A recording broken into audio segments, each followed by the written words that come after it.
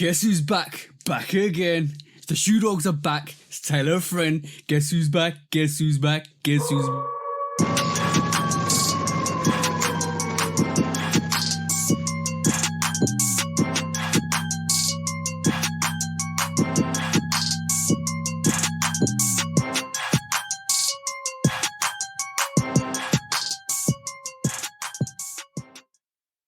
Hey, welcome back. This week welcome back to the Shoe Dog Shady Show, where we actually talk and throw shade on all our foes. No, not really. I see what kind of part this is going to be. Go ahead, man. No. Welcome back to the Shoe Dog Podcast, episode 119. Welcome back. Basically, to please do like, follow, subscribe, come chat to us. Let's have a conversation. Let's break it down like we always do, because this is the vibe. This is the flavor of basically what we're going to be at this week, because we're not really going in, but we are literally just talking the crud today. Aren't we, bro? Man. That intro took you by surprise, didn't it? No, it didn't. It was good. I like it. It lets me know what type of time we on today. Also, what time we on today, bro? We come to take over the world, first of all. But it lets me know what type of time we on. Because now you don't know how freeing that was for me. Why? I came with a full clip today. You know what I'm saying? Ooh. So I got a full clip today, bro. Yeah, but like I said, please do like, follow, subscribe, come and chat to us. Let's have a conversation. Let's break it down. Please do follow Lovekickscustom. That's myself. And please do follow the bro, 808 Kicks ATL. Make sure you go and show love and support for the bro and myself. And like I said, come and chat to us. We're on Instagram. We're on the socials. We're on everywhere pretty much, and on YouTube. And also, you can listen to the podcast on all the audio channels as well, guys. But like I said, just come and do what you need to do. Yeah. And finally, all of that, stuff out of the way. Now we can talk. We always got to say it at the start, just to make sure people actually know where we are. Yeah. We appreciate everybody too. All the listeners, all the viewers. Which the viewers seem to be drying up, but the listeners seem to be picking up. So we appreciate all y'all. Yeah. But who going first? Because I got a story. Oh, by the way, I'll go. Go. Shout out to Anish. Obviously, it's always shout out to Anish nowadays. Yeah.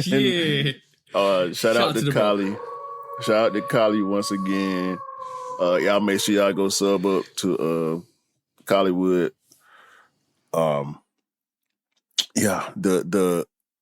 The Chinese exclusive sneaker that Anish was looking for restocked on the Chinese sneakers app, and Kali screenshotted it and it hit me. I immediately sent it to Anish. Anish immediately went to check the local, the UK resale prices, and sure enough, as soon as the restock hit, the resale went down. So Anish is going to be able to get his pair for a good price, which is what he's been waiting on. So shout out to Kali and shout out to Anish. Hey, that's how you do it, bro. This is how you do it. This is what we're all about. And on my YouTube videos, on my basically at the end, I always say, I hope you cop the sneakers you want, because you all deserve to get the sneakers you like, and that's a true meaning from myself. And I help as many people as I can. And by the way, shout out to Dale. Dale last week was able to get me the 180, a Nike Air Max Ultramarine 180. And basically he went out of his way, not out of his way, he's picking up a sneaker, he's picking up the J Balvin's, and he literally went to the shop to pick up the pair. Then he came out of his way to give me the pair, and it wasn't even for me. Yeah, I told that. But I told that last week, but I wanted to say a special shout out to the bro, because basically I forgot to mention his name on the review. But so shout out to the bro. He was able to cop a pair he assisted my assist for another person, which is great, because this is how we work. This is what it's all about, and we don't hate. We don't hate if you cop the most exclusive pair. Well, I don't know about you, bro, but I don't hate if you cop up a one of one and you wear it and rock it. I love it. I love it. That's my vibe because if you love it, I love it. That's as simple as that. No. Let's put it in full context, bro. Anish is on the GT Cut 3s. Yeah. What I look like Anish said to me, a lot of the sneakers that I like aren't sneakerhead sneakers. And my reply is, so what? Yeah. 100%. You're a sneakerhead and you like the sneakers. So you're a sneakerhead. So they might not be acclaimed by the culture, but that don't matter. Buy what you like. Rock what you like. And every single pair that Anish has showed me, including the blueprint pair. He looking at the GT Cut 3 blueprints. Listen, man. And I don't mean to put your business out there, Anish. It's out there now, so it is what it is. But I wanted to add full context because it ain't like I'm helping him chase down some super grail status sneaker that the culture love. No, but sometimes there's other stuff be hard to get. This man going for China exclusive sneakers. Yeah. You need help with that stuff sometimes. You know what I'm saying? Yeah, exactly. So, bro, like Anish reached out to me yesterday and he was like, I like those KD17 Binks. I was like, I like them too. Yeah. So, bro's got takes. He even went for the Pata Harachis. Yeah, he does like basketball. He went for the Pata Harachis. I think the vote variation. So, bro, we personally don't like it. We not like it, but we personally wouldn't get it. And Anish loves it, and he got it. So, but the thing is, I'm not gonna disrespect him. I'm saying, bro, that's lovely. Go get what you want. Exactly, bro. Like, but finally, Daniel picked up his Bread Force, like reimagined. I sent them to him. So yeah, that's another assist for the bro because basically I kept them there since they released, and he said, "Oh, we had this little challenge. We need to meet up and have who does the best fish and chips, London or Birmingham." And I was like, "All right, cool, we do that." I remember you telling me that. Yeah, and basically, y'all was going back and forth. Yeah, I went back and forth for a good while about that. Yeah, and we're still going to do it. We're going to try and do it. But basically, he was trying to win the Elkins Travis Scott Jordan 1 Low. And he didn't, which is unfortunate. So I said to him, bro, like, you've this pair sitting here. Let me just send it to you, and you can get it. But we'll do the fish and chip challenge when you're back in London, and I'll come up to Birmingham. He goes, yeah, bet, no worries. But yeah, but basically that's with him now, which hopefully will get there by the time this is like issued, which will be Tuesday. But yeah, it's awesome. Like, I just can't wait for his reaction, and I can't wait for him to kind of open the box up, look at the sneakers, put them on feet, and rock them. That feeling for me, like sometimes I do vibe with this. Sometimes getting somebody a sneaker is more rewarding than actually getting it for yourself. Do you get that sometimes? Hey, Anish got Supreme Bacons on the way.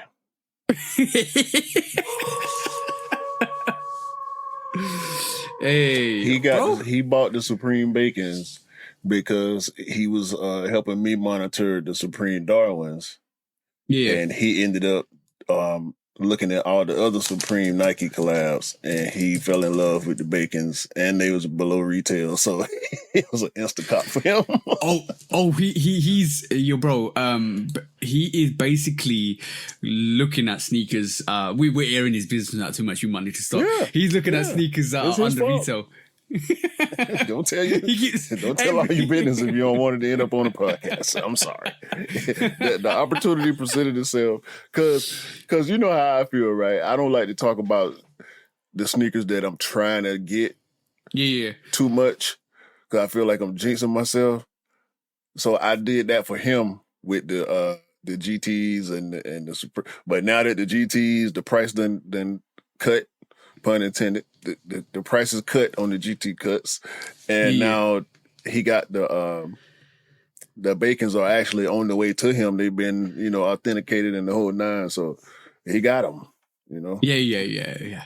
But yeah, this carrying on from this, shout out to Anish, bro. Like literally, keep doing your stuff. You're an amazing person. You always reach out to us every single day and talk about sneakers. You love sneakers as much as us, and we will hopefully have you on the show hopefully this year sometime soon. But yeah. Bro, do your thing. Keep being awesome and keep doing your thing. Like everybody else out there, keep doing your thing. You keep doing awesome things and keep progressing with your life and keep hitting your goals. That's the most important thing for us. Is as long as you're happy, we're happy. That's the main thing. But bro, I'm going to say this week, right? You know what? I showed you that sneaker on a podcast a couple of weeks back where it was absolutely dingy, right? And it was wrecked out to bits and it was literally, the bro gave it to me. He loved it so much. He said, I can't get rid of these. I told him to dump them. I told him, you need to dump these. He goes, no, but can you clean them for me, please? I said, all right, cool. I'll clean them for you. But you're not supposed to leave them on your toolbox in the garage, in a car garage, which is going to get like grease and dust all over it. And he was like, I still need to stop that. Well, I cleaned both of them, and yo, bro, it looks fantastic. The creases out. I'm gonna tell him this is what I've been doing. Yesterday and the day before. Creases are out. I even got. I went above and beyond for him.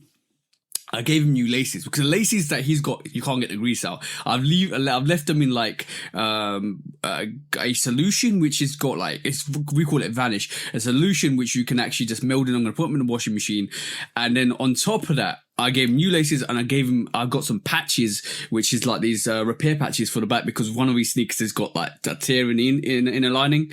So I'm just gonna put that patch in the back so it's going to be better sneaker than he actually got it. So I went above and beyond and I said to him, if you put this in the garage, I ain't gonna talk to you again. Because you don't leave your sneakers. Look, I know Cam leaves his sneakers in the bathroom, that's another matter, but you don't leave your sneakers in the garage to get greasy like that. That's horrible, especially when you love them. And you can't be doing that. You can't be doing that. No, that's dope, bro. Like to be able to put a pair back in the game for that, they came back a long way, bro.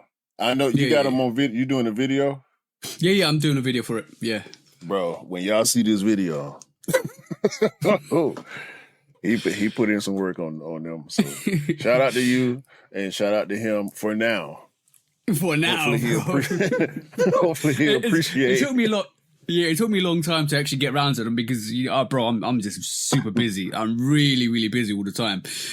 But I said to him yesterday, I finally got around to your sneaker, and this is how it looks. And he was like, "Oh my days, that looks absolutely dope." And I said, "Yeah, bro, I got them back. I got them back for you." You can tell he put some work in it because the toe box there's a bit of a tear on the toe box, which comes through from actually wearing it a lot and creasing a lot. I'm going to recommend him putting some shoe protectors in there. I'm going to recommend him putting some tissue. I'm going to actually get some tissue paper or a newspaper and just put them in there to actually kind of compact and leave the actual toe, to make sure it's not creasing when it's actually not worn. So I'm going to recommend him do that. I'm going to tell him to get some crease protectors to wear. Shoe trees. Bro, you need to stop with that crease protector business, bro. No, I'm just for this one, because that crease protector will stop him creasing his sneakers. I'm like, if you iron out a sneaker, it's still going to come back with the creases once you wear it. So that's what I'm going to recommend to him. I'm going to just give him the recommendations. Bro, it's a shoe, bro. Yeah, it's I know. Gonna crease. Like we got to stop this, man. I'm 100% against crease protection. I promise you. Really? I'm against it, bro. I'm done with crease protection, bro. I love creases on my sneakers now. Yeah. Oh, by the way, there's a very big trick to not getting creases on your sneakers and without crease protectors. Walking like a duck? No. Yeah, walk like a duck. I'm done, you go flat-footed, walk like a duck. But bro, I'm done, dog. I'm done with all the antics, all the sneaker crease protection antics is over with for me, bro. Yeah. I'm cool. I want mine to crease because they mine. I hardly put any crease protectors in my sneakers anymore, but I do find if you guys don't want to put crease protectors, I do find it's very handy to have them very loosely laid, like have the laces very loosely laid, and they won't crease. I found that like I put the military blues, like basically I walked around all day in the military blues, and there's not a single crease on this at all, and this is loose laid. That's because of that shoe, though. Yeah, true. That It won't work ain't on a Jordan 1. that ain't because of them laces. I ain't gonna go for it. You can't do that. You can't tell me that on a 4, and I'm gonna go for it on a different sneaker. If you could say it for a different sneaker, I might be willing to listen to you. But I don't. I might try it. See, because I stopped loose lacing a while ago. Like it was before my birthday. Last year, at some point towards the end of last year, like last fall, winter time, I decided I'm tying my shoes every time. And from that point forward, even Jordan 1s, I tie them. You know what I'm saying? I don't tie them all the way to the top lace hole, but I'm tying my sneakers every time, bro.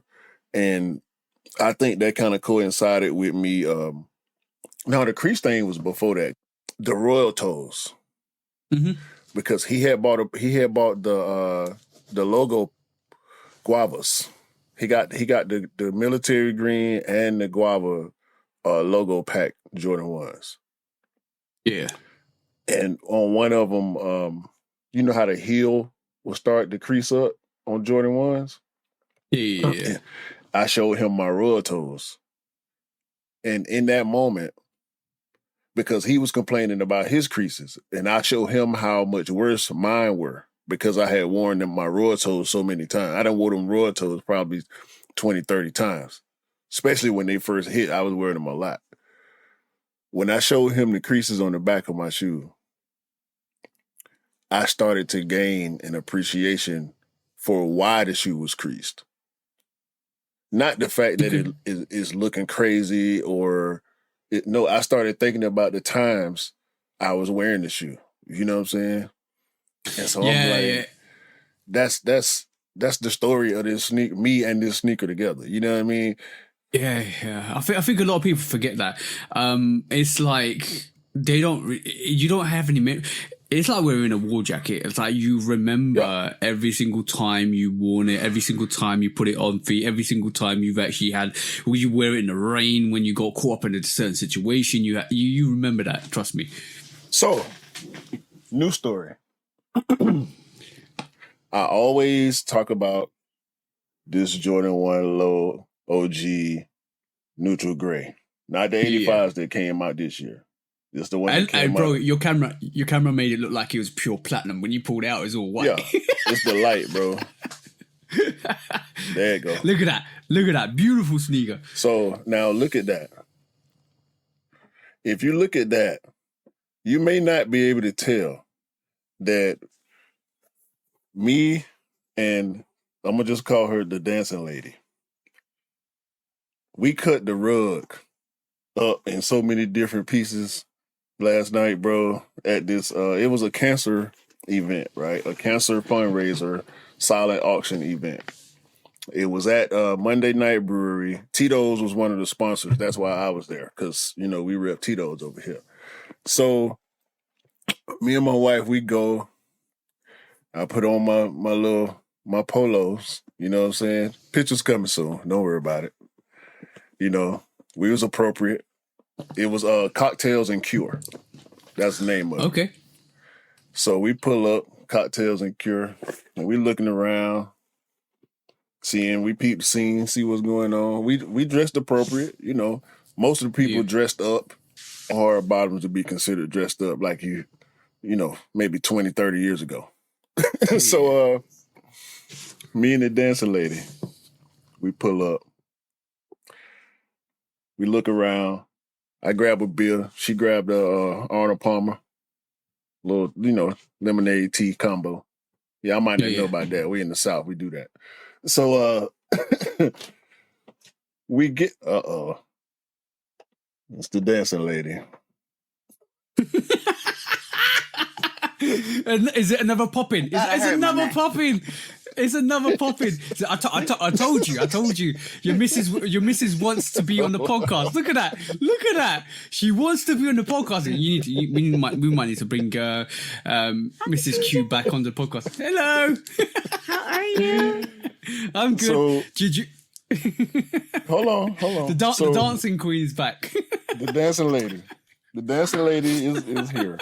So we get our little drinks. We chill for a minute. We peep the scene. We go grab some food. We go get food. We sit down. And mind you, the whole time, shout out to, what's his name? Nick the Quick. DJ Nick the Quick. The whole time, DJ Nick the Quick, he going in, right? So we sitting down, we eating. And the dancing lady, she started dancing in her seat. And he played, it was like Dixie Chicks or some like He went from a Dixie Chick song to the theme song from the Golden Girls. Over a hip hop beat. That's all I needed. Oh, okay. He put it was like one of them New Orleans bounce tracks up under the Golden Girls theme song.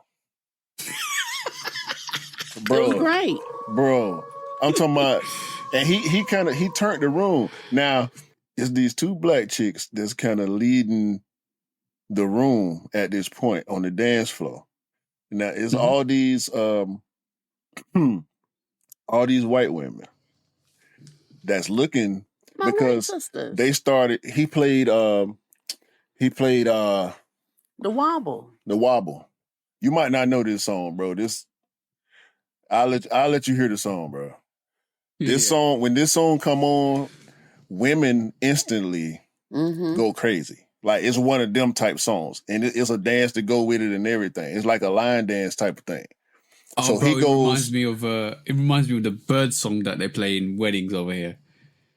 It's a British thing. Yeah, it's a British. Yeah, it might be y'all version of like the Electric Slide or something like that. You know what I'm saying? Pretty much. So, but this is like culturally black stuff. So the white women are looking at these three black chicks do the dance, and now they trying to learn how to do the dance. And so the dance floor a little crunk now. These black chicks, I don't know what they was on. I mean, and shout out to them because they were having a good time. They were. But when the white women started trying to interact, because the one white woman was like actually trying to get instructions from the chick. And she didn't seem too willing to give instruction. Like, if you don't know how to do it, just like, nah. Like, you know what? Nah, okay. So this is my opinion. I think sometimes people of color, when you're at certain events, we may not know if it's okay to be ourselves. Forget that. We was on the west side of Atlanta. I don't care if it's gentrified or not. We on the west side of Atlanta. We about to do some west side stuff. Going to be yourself in your cute outfit. Let's get out here and dance. People of color, my white sisters, y'all want to have a good time too. Let's do this. Yeah. So, I enjoyed myself. It's never about color. Let's move past that and let's just enjoy ourselves together. So look, I peep the gatekeeping, right? I see the look on old girl's face. The other two, they was just, but the one of them, had a stank look on her face, like, no. I said, you know what? I already know what's finna happen. Then I see the husbands. I see three white men standing to the side of the dance floor, pointing at their wives, saying to each other, like, what's going on here? Like, what? Yeah. I ain't never seen them do this before. They being influenced by the culture. DJ Nick the Quick is up there killing it, and y'all wives are now being influenced by these black women because they look like they having so much fun. Y'all over here looking sus. Y'all looking sus. Music, bro. Yes. Music, bro. I'm right with you, bro. We partying now. So I peep all this, right? I said, I know what's finna happen. Cause she sitting next to me itching. She busting out whole hands in the air, everything. I said, I'm finna go outside. It was the Golden Girls thing song. I said, I'm finna go outside and get me a little smoke in real quick. I loved it. Because it's finna go down. By the time I came back, She was already on the dance floor. Yeah. Because then he played Webby, Wipe Me Down. Wipe Me Down. You know, he played Independent first. Look, I got up on Webby, Wipe Me Down. He played Independent. Because you finna wipe me down. I was outside when Wipe Me Down came on. By the time I made it, because he played the whole song. You know, DJs sometimes don't play the whole song. Wipe Me Down, he played the entire song. By the time I got back in there, it's Wipe Me Down now. Shoulder, chest, pants, shoes. You know what's going on. So then he goes immediately, for some reason, as soon as me and the dancing lady get on the dance floor, he goes into the Atlanta set. There we go. Now, we going crazy. But this me outside. I'm looking. Even when I'm having fun, I'm still looking. So I'm seeing people watching us. When we went to the dance floor, it might have been 5 or 6. No, it wasn't even that many. 2 or 3, 4 or 5 people. I'm gonna say maybe 3 or 4 women. I turn around, bro, because I'm looking at the DJ because he killing. I turn around, people bumping into me and everything, bro. We just started a whole epidemic in there. White men in there going crazy. They off the one white dude, and his wife was black too. And she was just looking at him smiling. He ended up going crazy, bro, like a movie or something. You know what I'm saying? I'm like, dog, this dude, he was so fun. But nah, bro. No, you know what he was? Remember Chappelle's show when the guy would just break through like robot? You know what? Yeah, the Chappelle show. The Chappelle show is one of the greatest shows. I'm gonna get a DVD box set. That's one of the greatest shows ever, bro. Ever in my personal opinion. But bro, allow that code snitch. Go on. Go. Wait. What you saying? What you saying? I was about to say, allow the code switching, the sneak dissing, because sometimes you just gotta be yourself, bro. Because they're not like you have to. Listen, that's the thing. Listen, by the time I'm gonna be me. By the time we left, exactly. Be yourself. By the time we left, the 2-3 chicks that was first started the dance floor situation. Yeah, they sitting over here on the side, bro. We done been on the dance floor for like hour and a half, something like that. We killing it, bro. He mixing in rock and roll songs, yacht rock songs. He played the Smell Like Teen Spirit. We know the words to every song. And they're like, you guys know all the songs. Yo, yes. The one chick walked up to us and said, "You guys are great. I've been watching y'all ever since y'all got on the dance floor." Are y'all married? People walking up to, are y'all married? You guys are so cute. And we too busy dancing, so we just like showing rings. Show the ring and keep it moving. Because you trying to interrupt the boogie. See, that's what they fail to realize. When the boogie captivates you, you ain't got no choice. You know what I'm saying? Yeah. Blame it on the boogie. Ain't that what Michael said? Yo, the boogie, bro. It's all about the boogie. Hi, guys. Love you. I had a great time. My knees are paying for it today. Mine too. But you know what? I mean, we did what we needed to do. And we did not shut it down. They wanted us to stay. They wanted us to shut it down. We left like 30 minutes before it was over. Yeah. They was telling no, you can't leave. You can't leave. No, we out. We out. We good. We did what we came to do. We supported a great cause, the cure for childhood cancer. Yeah. And we went home. Yeah, that's awesome. That's awesome. But I know you're about to go. But I just instantly thought of this segment. I want you to say something. This is Mrs. Q's corner. Quote of the day. Making segments on the spot. Like I'm talking about Mrs. Q's corner. In Mrs. Q's corner, people, let's love each other. Let's remember, in the world we're in today, the only way we're going to make it is by embracing each other. Culture is a beautiful thing, but if we don't share it, we leave people to assume different things by what they see on TV. It's up to us, the real people that they are actually interacting with day to day, to share what we really are and what we represent.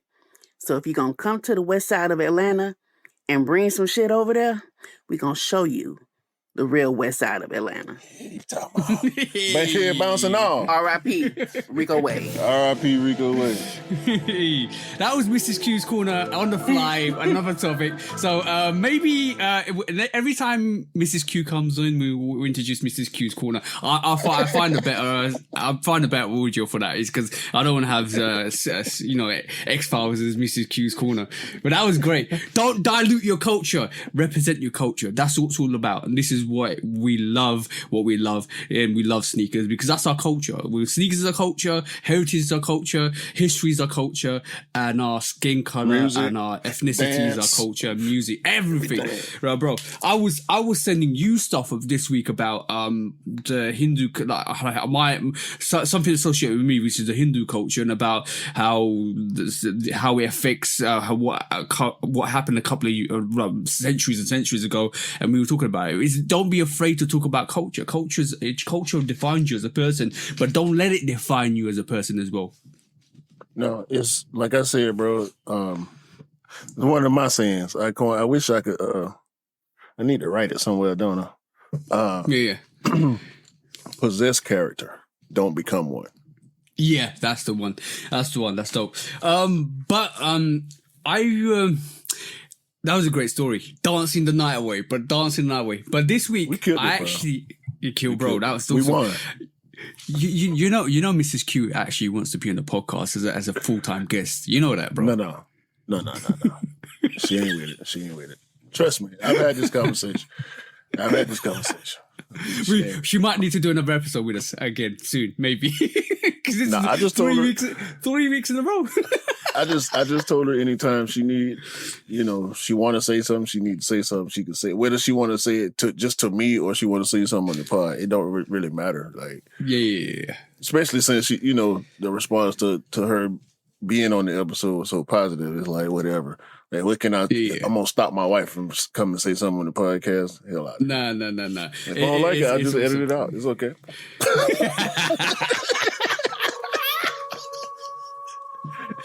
Anyway. Let's hope she doesn't hear that. Oh, by the way, I've been, I might need to do a review on this actually, because I picked up like 6 cargo pants. You know cargo pants, yeah? Mm-hmm. I love cargo. I love cargos. I actually fell in love with them more over the time because I spent like the beginning of this year looking at cargos, like this one, that one, this one, because I had a variety, and I just thought, let me try and get some more different varieties. Like I'll probably do a video on it just to show people where did you get them, how you get them, where the best places to get them, because basically I've got 3 different places, and actually 4 different places, and the variety of the cost of them goes from like a sale version from like 22 pounds to up to about 75 pounds, which is my most expensive one. But yeah, they're very dope. Like this is something that I ordered the week before, and then it started rocking into this week, and I was just putting them on, and they're dope, absolutely dope. Even different colors, like brown, black camo. I actually got another black variation, the olive variation, or like 2 different variations of brown as well, dark brown, light brown, bro. It's so fire to wear, bro, and it kind of upgrades your sneaker world, because we always talk about sneakers, but it's also, like we always say, it's also good to rock different fashions with your sneakers. You can't just rock, you can't rock a sneaker and have like a bin bag on you. That's what I'm saying. Mm-hmm. You got to rock and flex like you're supposed to flex. You gotta be at least clean. Clean is the minimum as a sneakerhead. And it's not about designer either. It's not about designing. No. It's about the what you pull together. No, it's about cleanliness, bro. Like you said, how you pull it together. Styles vary, bro. I have style conversations a lot with my partner E. I just mentioned him. I'm glad I got a reason to mention him again. So I want him to come on the pod too at some point. And he got his own pod too. Shout out to Warrior Class. But his style is similar to me, but his color, the way he views color, is totally different. Yeah. Like, I respect that. I remember having the one conversation with him about gray. I agreed with him that gray goes with everything, but he don't have a problem with mismatching grays. Like I try to match my grays.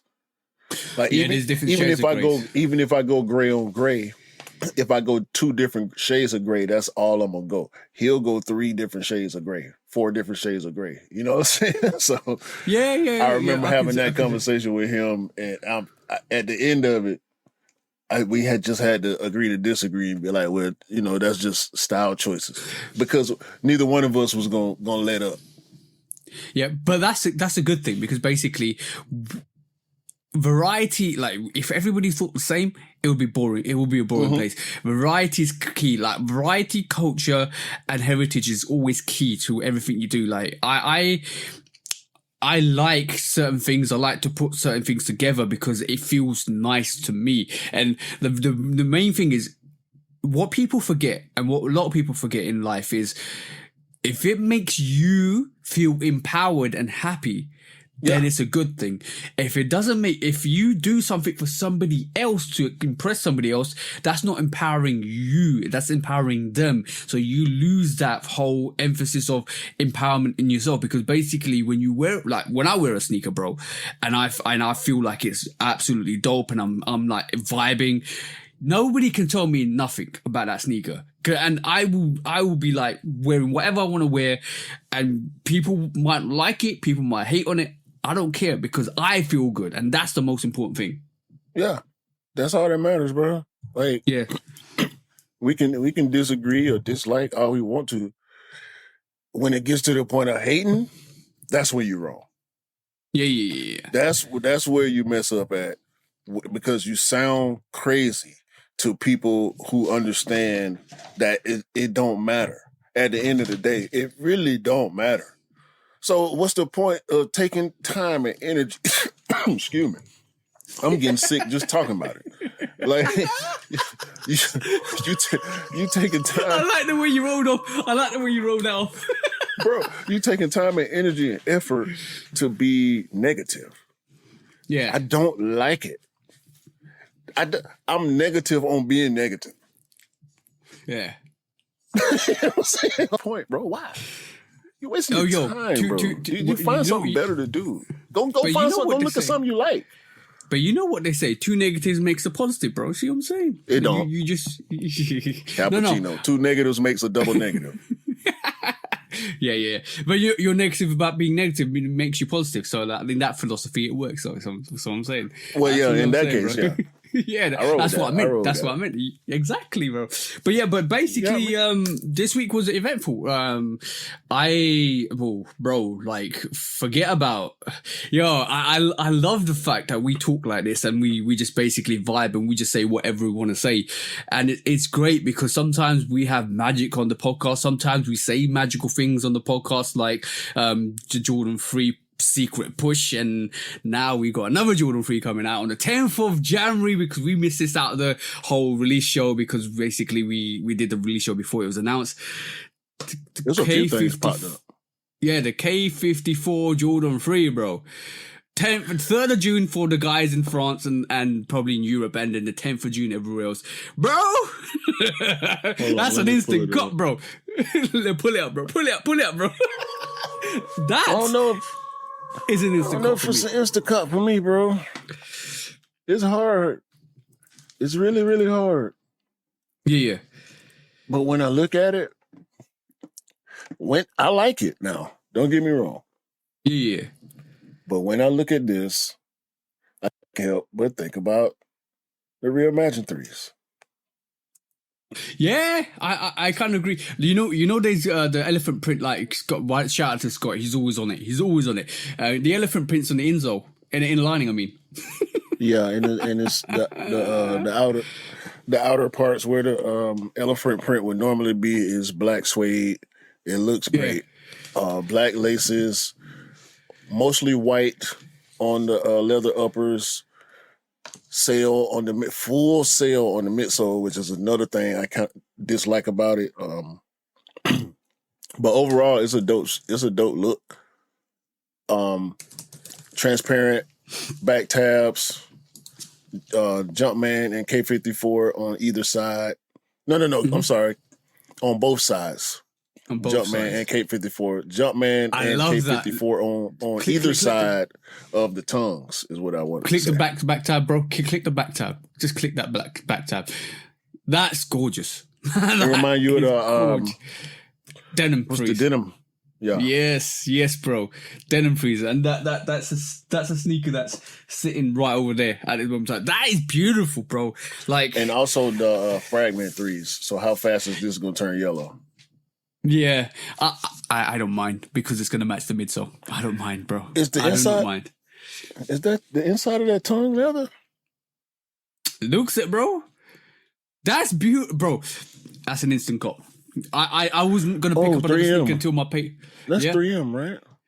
On the eyelids? It might be. Oh no, it's clear. It's clear. It look like 3M on the tongue though. But the tongue is silver on up under the blue. It's silky. It looks like it's logos. silky. It looks like the box is dope as well. It looks like it's silky. It's got an edge on the it's got like a red edge Red trim edge, bro. on the suede. Just on the suede, on the black parts, it's got red trim. You see it's on the eyelids too. Yeah. Yeah. You don't realize this year. The box. Yeah, Box the box. Go ahead, You don't realize this year the top 5 sneakers of the years might be Jordan 3s, and that's no cap. That's no cap.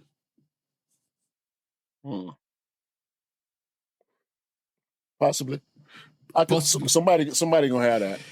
Somebody Balvin gonna have free. that. No. Balvin free. Somebody gonna have A Ma that. Mainere free. I'm on my ear. Nina Chanel. Nina Chanel. The Black Cement freeze. Black Cement. Quite a K54 free. It's not gonna make it. Do you reckon? Nah. I think it's gonna do better than the past few K54 drops. Because the 7 did horribly. The 5 caught steam after the fact. After the fact, yeah. It caught a little bit of steam, but it's still not coveted, I don't think. I love that sneaker. Like this three is gonna hit like the 5s. Yeah. Because people still love the K54 5s. Mm-hmm. It's not gonna hit. Is it better than the black 3? What black 3? The first one? Or the white one? That's an interesting I think it's one. better than the white one. I ain't willing to say it's better than the black one. Bro, you know they do 2 variations, a friends and family and this white variation. I want to see that black variation of this. It's gonna be they should have gave us the black one and let this be the friends and family. Why do you even say that? This ain't even a quick strike, man. Are we doing quick strikes now? No. This supposed to be a discount. Yeah, but by the way, let me just mention this. Opium Paris have got another airship coming out. Yo, bro, that's another variation we never talked about in terms of the release. And I think that's coming out soon as well, probably in June.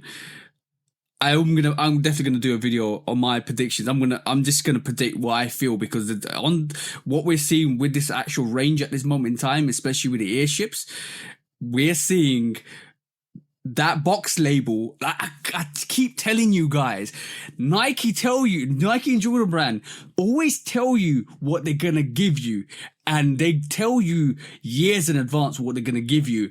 And if you've seen the airship box with all those stamps from cities, there's 7 stamps on that box.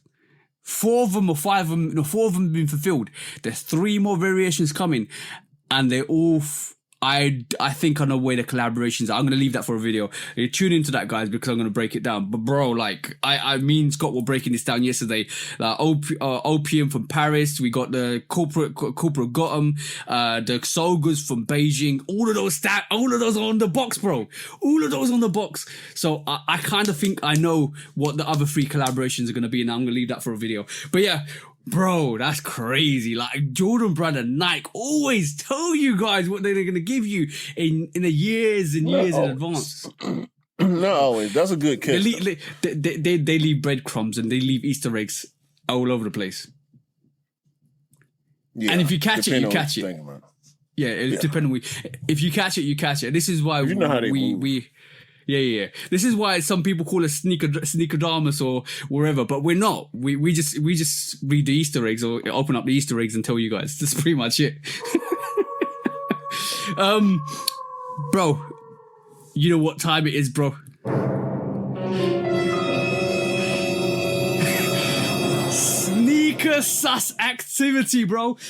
So basically, it's sus if you're doing a box review, especially in the States, and the box looks like a DHL box or DHL. DH DHL. No. What's that yellow? No, the yellow box. DHL. Yeah, DHL. DHL, especially for you guys in the States, because we get DHL all the time here, but especially for you guys in the States, if you're unboxing a sneaker and you got that DHL box or DHL covering, it's more than likely a fake.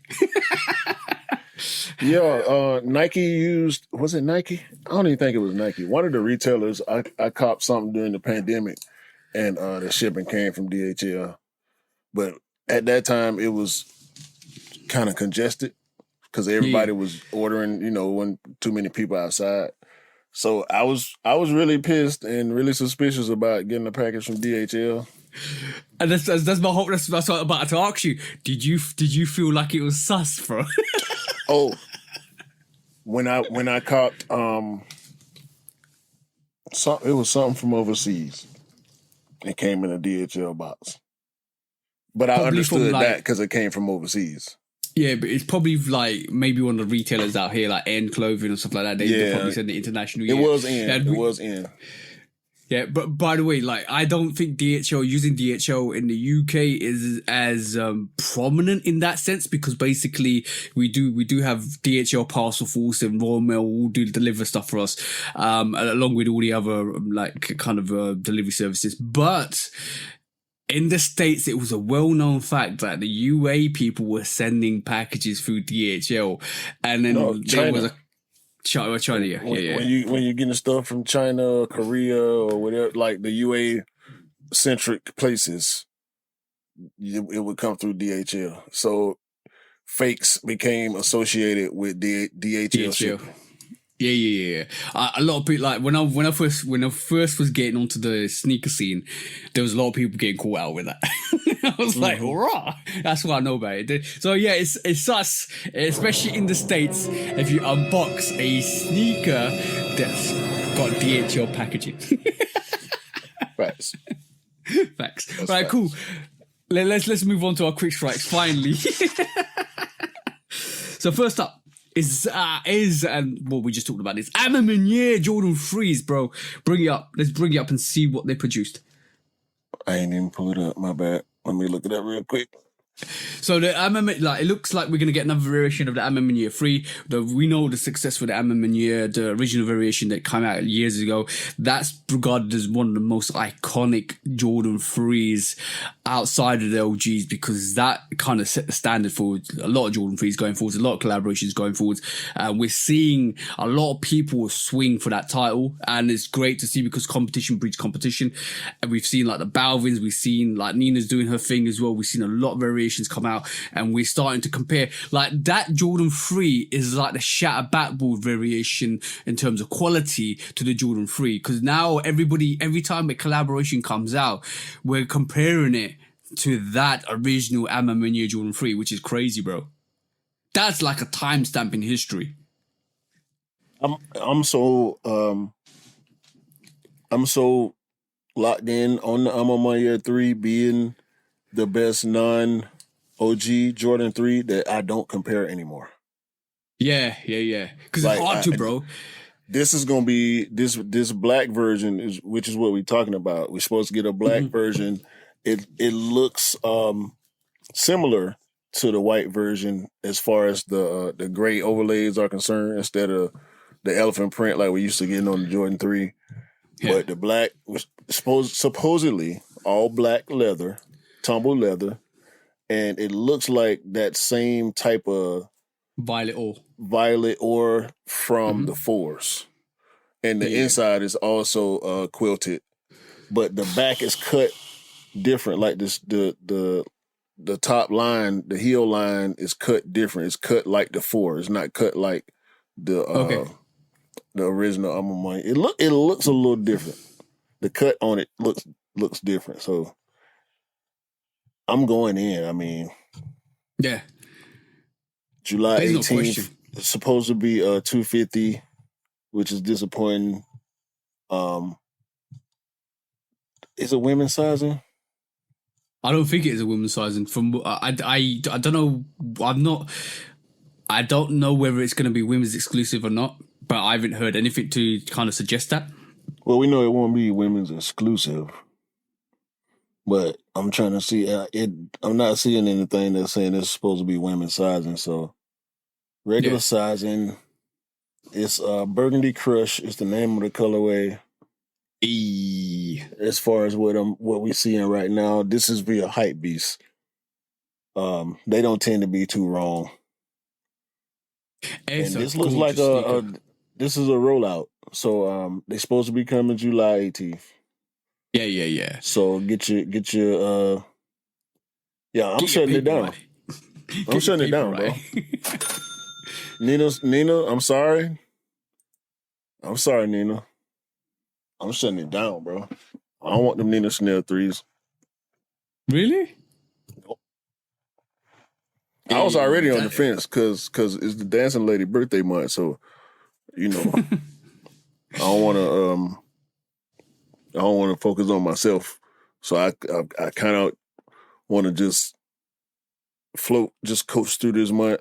I mean, I just copped 2 last month, copped 2 the month before, so I kind of want to just coast through June. And with this news coming right on time for me, I can just gear up to go in for these 3s. Yeah. You know what? It's a beautiful time to be a Jordan 3 fan, a Jordan 3 lover, and a Jordan 3 sneakerhead, because they're giving you everything. They're giving you the full barrel and more on Jordan 3s. Like, I remember when I picked up the denim 3s and when I picked up a lot of the 3s for free throw lines and all of that stuff when they came out. And I love 3s. The thing is, don't get me wrong, my favorite silhouette's the Jordan 5, but I have the same energy for the other silhouettes I love. And that's the same thing with me. Like, if I love a 13, I'll get a 13. If I love a 3, if I love a 1, if I love a 4, if I love a 7 or a 8 or 11 or 12, I will go and get that. And even with trainers, my love for all of those silhouettes is the same, but I just love that Jordan 5 a bit more. You see what I'm saying? But I'll keep the same energy. It's a beautiful time to be a Jordan 3 fan. Absolutely. That's fantastic. You know what? Those pictures made me love the A Ma Maniere 3 even more. You know that? No cap. And I'll say another thing. A Ma Mainere is the only sneaker that I'm willing to keep buying the same color of. Ooh. Because remember, I think it might have been last week or the week before, I was saying I'm starting to crack down on having too many of the same color sneakers. Yeah. That don't apply to A Ma Mainere. I want them all. Except the 12s. I still ain't reached back for the 12s yet. I still want the white ones. Yeah. But it's not in the forefront of my mind. Bro, I was lucky enough to pick that up. You got both of them, don't you? Yeah. I was lucky enough to pick that up for retail, the actual white variation. And yeah, bro, they're beautiful. That's suede. Suede, bro. It's supposed to be a black pair of the A Ma Mainere 95s too. Is there? Yeah, we ain't seen no pictures yet, but I did hear that. Sorry. Yeah. I did hear that last year. Like, they were talking about two 95s coming out with the A Ma Mainere. I did hear that. Sorry. Yeah, that's my bad. All right. Moving on. Let's move on to the next quick strike. Otherwise, we've been reminiscing about A Ma Mainere for quite a while. So next quick strike, bro. You were laughing before the podcast started, and you were laughing your head off because Balenciaga, or shall we just call him Balenciaga because they're absolutely crazy for this one all the time, bro. Bro, bring it up, bro. the platform sneaker, the big stepper. Listen, bro. You thought it was bad. Okay. When like every time we talk about these people, it gets worse and worse. Yeah. First, it was the trash can shoes that we really locked in on and started like. Then it was the whole thing with the crazy ad with the kids in it, and then it's the what was the last thing? No. The shoelace, what was it? Shoelace earrings and they had like little bracelets which were like crazy amounts of money. Mason trash Margiela bag. Mason Margiela locked me in because they did that glue sneaker years ago, and then I thought, what is this high-end brand doing? Then I forgot about kicked that. in. Yeah, bro. No, that ain't enough, bro.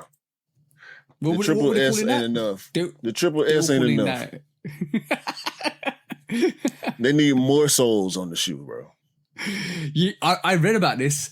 You know that sole's like 6.2 inches. Like, and it's pre-dirty. Yeah. It comes pre-dirty. Like, are you serious, dog? But by the way, you haven't even shown the worst variation, which is that red, like bread variation they got. Those are not actually for sale. That's the reason why I ain't really want to show them. Because I feel like them pictures might be a little doctored. I mean, if you want to pull it up, you can. But this is what's actually on their website for sale for $1,300 damn dollars. Bro, look, this is the one I'm talking about. That looks, it might look doctored, but is that real, bro? This. Yeah, that's real, bro.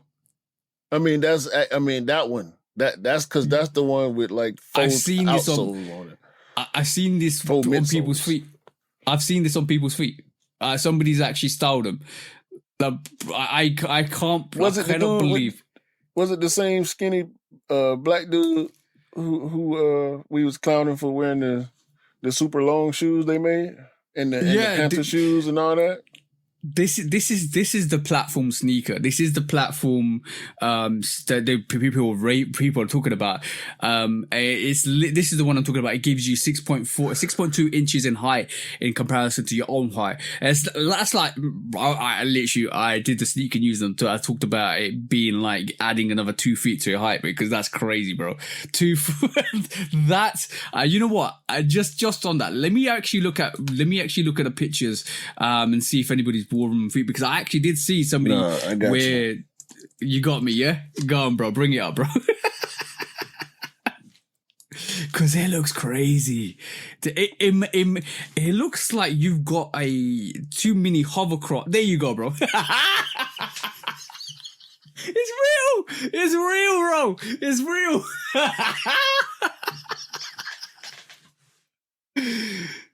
Bro. That's duck feet. Look how he walks. You talked about walking like a duck. That's literally walking like a duck. Yo, his foot in the front of his foot ain't even rolling forward, bro. It's doing so much shoe. Bro, if you roll forward in that, you ain't getting up, bro.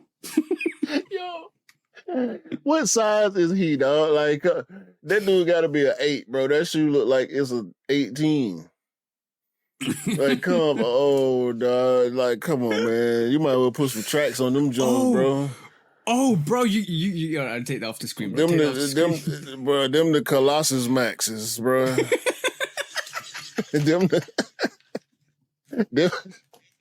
That's what you wear when you go to rob a bank with your supervillain friends. Like,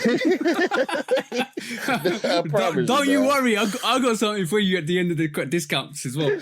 Bro, like, you got to have superpowers to wear these, bro.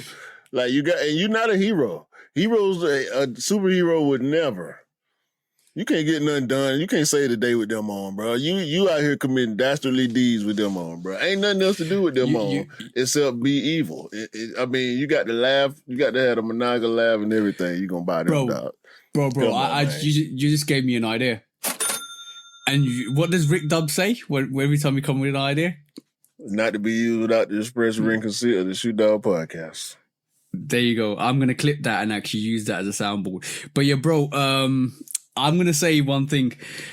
You know when you talked about like people getting the wrong size, especially when you get you get a size that's bigger than your size, right?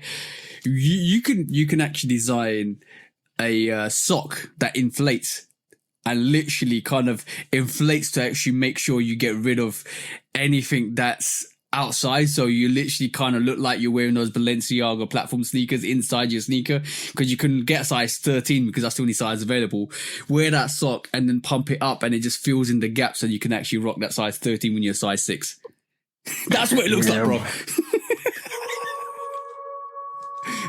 New idea for you guys. We might actually make that. Going in, I'm telling you. Hey? Telling you, full steam ahead on the Ma Mainere 3s, boy.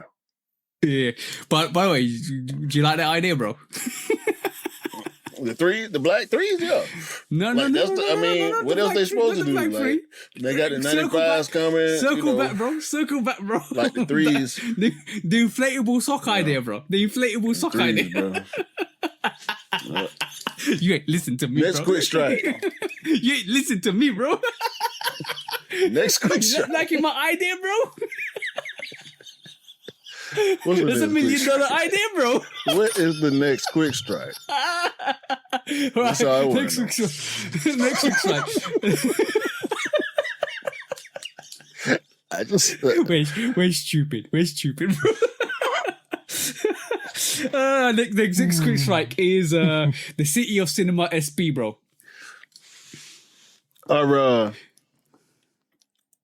Shout out to Cam.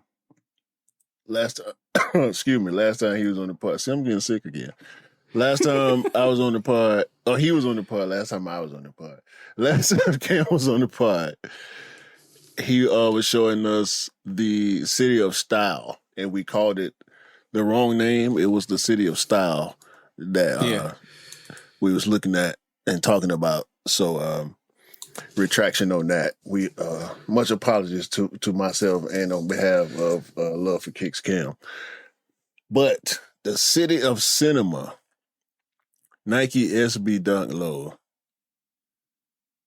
I don't it's supposed to be a take on it's celebrating like artisanal, not artisanal, Parisian theaters. Yeah. You might know a little bit more about this than I do. Yeah, it's basically inspired by the Grandioso Theatre in Paris, basically. It's got like velvet touches on it. It's got overlays of yellow crate leather, and it basically pays homage to the structural historical significance of the theatres as well. It's good. It's a good, like, even though it looks it doesn't look like the best sneaker, if I'm honest, but it's designed that way because it is paying homage to the City of Styles. Because if you know the City of Styles, it kind of SBs are doing what originally Union said they were doing back in the day, which is making regional heritage exclusives and actually dropping them. This one's for Paris. We will see different ones for different cities. I don't think they're going to be limited like they were back in the day, but I do believe that they're bringing that heritageness back into the SB by giving you stuff like this. They'll do one for London, probably. They'll do one for like Paris is a huge thing, which is obviously this is dedicated to that. They are doing heritage SBs. I hear you. I agree with you, but I would also like to add that SB is probably the best storytellers in sneakers. Yeah, I agree. When they work with the shops, you know, the story and the sneakers always coincide. You know, the colors, the materials, the extras, the box, the accessories. Like, I mean, think about the Turduncan, bro. Mm-hmm. Even though I think the Turduncan was an ugly, ugly, ugly sneaker, the execution on it was great because the sneaker represented the source material. The box, the socks, the accessories, and the materials and the layering, the colors, and SB always. I mean, the Ben and Jerry's, unless it's like a concept, it always makes sense. And even when it's a concept, like just a regular SB, people love them too. But when they do this ain't a collab, but it's collab level. Yeah. They bring, every time they do collaboration, they bring quality. Like the Civilists, what a sneaker, bro! They bring quality with that. The way they execute these sneakers is super dope. I would just want to add, there's a difference between telling a story and a story already been written, because basically when you tell a story, it's all about bringing some of that story into that sneaker. But when you know the story, like Jordan brand, you know the story, you know the history, there's differences with that. And when we talk about storytelling, that's the epitome of storytelling is within the SB. When they do stuff like that, it's like bringing like the representation of that into the sneaker, which is super dope. Yeah. It's always something with SB. Yeah, I like especially it. the collaborations. Yeah, I like it. I'm intrigued to see what else they're going to do and what cities they're going to hit. Like, maybe what would you like to see in terms of the SBs going forwards? Like, in not going forwards, in terms of the city styles. I think they should stay over there and stay on the that landmark trail. Yeah, I do also believe they might do the Venice. You might go to Italy, because Italy is a very historical place. You got the Colosseums. You got a lot of things that in Italy they could do. And if you hit that with the quality and the materials, bro, that's crazy. That's gonna be crazy. Yeah, they doing what they need to do, bro. I mean, even though SBs are starting to become more available because the fall of the resale market has affected SBs too. I know the resellers disappointed in that, which is a good thing for us because we being able to touch now. I mean, I touch Futuras, bro. I guarantee you, I wouldn't have been able to get that shoe 3 years ago. So yeah, it's a good thing, dog. And SB gonna keep coming. They don't care. They gonna keep coming. No. You ain't heard nothing because SB has always been somewhat limited on their releases. They ain't got to change their strategy. They can just keep doing the same thing. I wish Ben was on the podcast today, because I would want to know what his thoughts on that sneaker was. I might actually reach out and I'll ask him. But basically, like, yeah, SBs. Just ask him when you get it. Yeah, exactly. Ask him when he gets it. But the City of Styles is not going for much, and that's a beautiful sneaker, gorgeous sneaker. Like, I think it's dope. The color blockings and is dope on that. I just feel like if Travis does a SB, that's another story. Watch out, man. When he starts talking about him for a while. Yeah, 100%. Even though let me cross out another discount. I'm gonna just throw this in there because the black olive, we heard the black olive ain't gonna happen, but there is supposedly a medium olive that is gonna happen. There you go. There your Travis news for the week, and we done with him. Yeah. Okay, moving on to the next quick strike.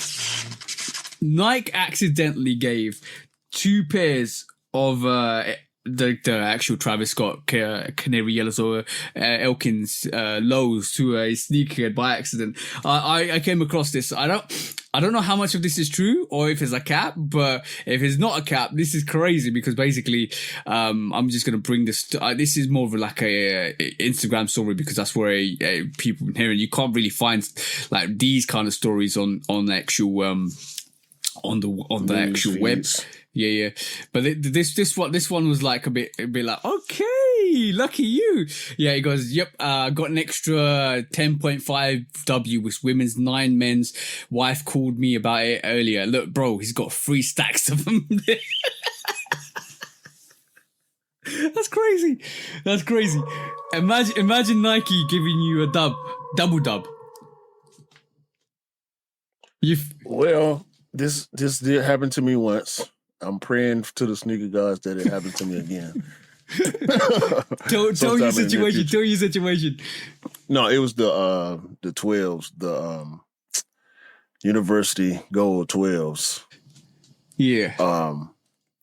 I ended up with an extra 7.5. Yeah. And I believe I gave it away. I think I gave it away. I let my wife control what happened to it. I think we gave it away to a kid or something. Oh, okay, cool. That's good. Yeah, I ordered a pair. I hit for a pair in store. And then, no, I got it early. I think I got it early.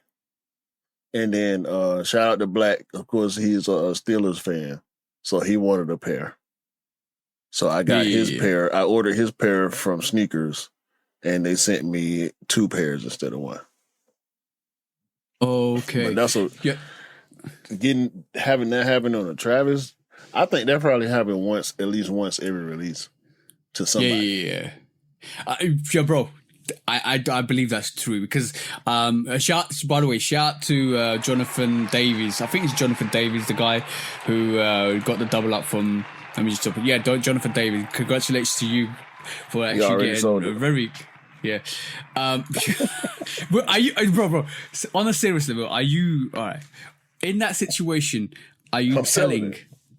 No. In that situation, are you telling Nike that you? Okay. No. Cool. No, I'm not saying that. I'm not saying anything, bro. I had to say. Why would you? Like, I'm gonna tell you my story because this happened to me. Right? I think you might know this already. The alternative grapes, when they released, I actually got it on the sneakers app, and it went missing for a whole week. They couldn't find it. It went missing. Right? And then they sent me the refund. And I thought, okay, cool, I'll buy it from the resale market or I'll find another place that they've got it because that's the only place you could get it. For some reason, those alternative grapes were really hard to get. And then before I pulled the trigger, right, it turned up. It showed up. I got the sneaker and the refund. And I'm like, yo, that's a blessing. I can't complain. And you know what I thought to myself? Now I'm thinking to myself, that's reparation for all the resellers that I have to pay for the resale money. I was like, allow that. Listen. So when me and my wife upgraded computers, when I bought this computer, I had 1 screen. She got a similar computer, but it was the exact same screen, right? Yeah. Her screen was the power port, the female side of the power port, the actual part that's in the TV was damaged. She reported it. We were supposed to send the TV back, the screen back. Not the TV, I keep saying TV, but it's a PC monitor. We're supposed to send the monitor back, so we box it up and we try to figure out, what was the best way to ship it because this, this big old screen. In like 2-3 days, Samsung had already sent a new screen. Okay. Through Best Buy because it's a Samsung product. So the claim was with them because we had insurance. Samsung just immediately, as soon as the claim came through, like the same night, they just shipped out a new screen, same exact model. Okay. So that's one of my wife's 2 screens that she got downstairs. I end up breaking my original screen on the way to do the podcast with Rick. I think that was like episode 3 or something. Yeah. That was I ended up breaking my screen. That's why that part was looking kind of crazy because we had to do a makeshift setup because my screen was broke and he didn't have the same type of. He had a TV. He didn't have a monitor. I needed a monitor, but we made it work. Whatever the case. So when that screen broke, the screen that I'm using right now is the original screen from my wife's computer that we never end up shipping back to Samsung, and they never said, "Hey, what happened to the broke one?" Yeah, exactly. It's weird. It's weird. But when you get given a gift, don't look a gift or don't look a gift horse in the mouth. Just accept it. Just accept it. Yeah, simple. Take it. It's cool. Yeah, but yeah, is it your brother? Is it okay? Cool. Is it sus that if you're not? No, I won't call it sus. I won't call it sus. Like, some people aren't lucky enough to actually get gifted, or not gifted, but accidentally have luck thrust upon them like that. Yeah, bro. It's cool. I mean, when it happened, hey, take your wins, man. Like I ain't looking no gift horse in the mouth. It's a horse. I'm gonna jump on it and ride. Free horse. Yeehaw! You know what I mean? We'll get his teeth right eventually. Yeah, exactly, bro. All works in circles. The more you, I do believe in creating your own luck and positivity. That this is why I move the way I do, because positivity is like a prominent feature in my life, and I keep it that way. I always want to keep it that way. Try to anyway. Yeah, try to. Yeah, but don't. Yeah, what's to say? Don't kill my vibe. Oh, but you don't want to see me kill my vibe. All right, cool. Next quick strike, bro. So Ronaldinho, right, came to London because the Champions League final was this week, and congratulations to Real Madrid for winning it for the 50th time or 50th millionth time in a row, 50th millionth time, because they are just a crazy club at this moment in time. They're building the Galacticos 1,000 now. You can't call it 2.0 because 2.0 was done like 1,000 years ago. But yeah, basically this is Real Madrid beat Dortmund, and Ronaldinho stepped into London this week and he shut down London, bro. Look at that. He shut down London. He went to Nike London and he got crowded. And let's just say, right, bro, it was just a scene. Mayhem, bro. Mayhem. And guess what he rolled up in? Pink Nike Bentley. Yeah, with the swoosh on the side. He got a pink Nike Rolls Royce. Yep, with a swoosh on the side. With a big black swoosh on the side. Yeah, Are you kidding? But by the way, that's Ronaldinho, right? Is one. Okay, cool. The first time I ever saw Ronaldinho when he scored that free kick against David Seaman in the Pauls, yeah. That's a funky name as well, David Seaman. Pauls.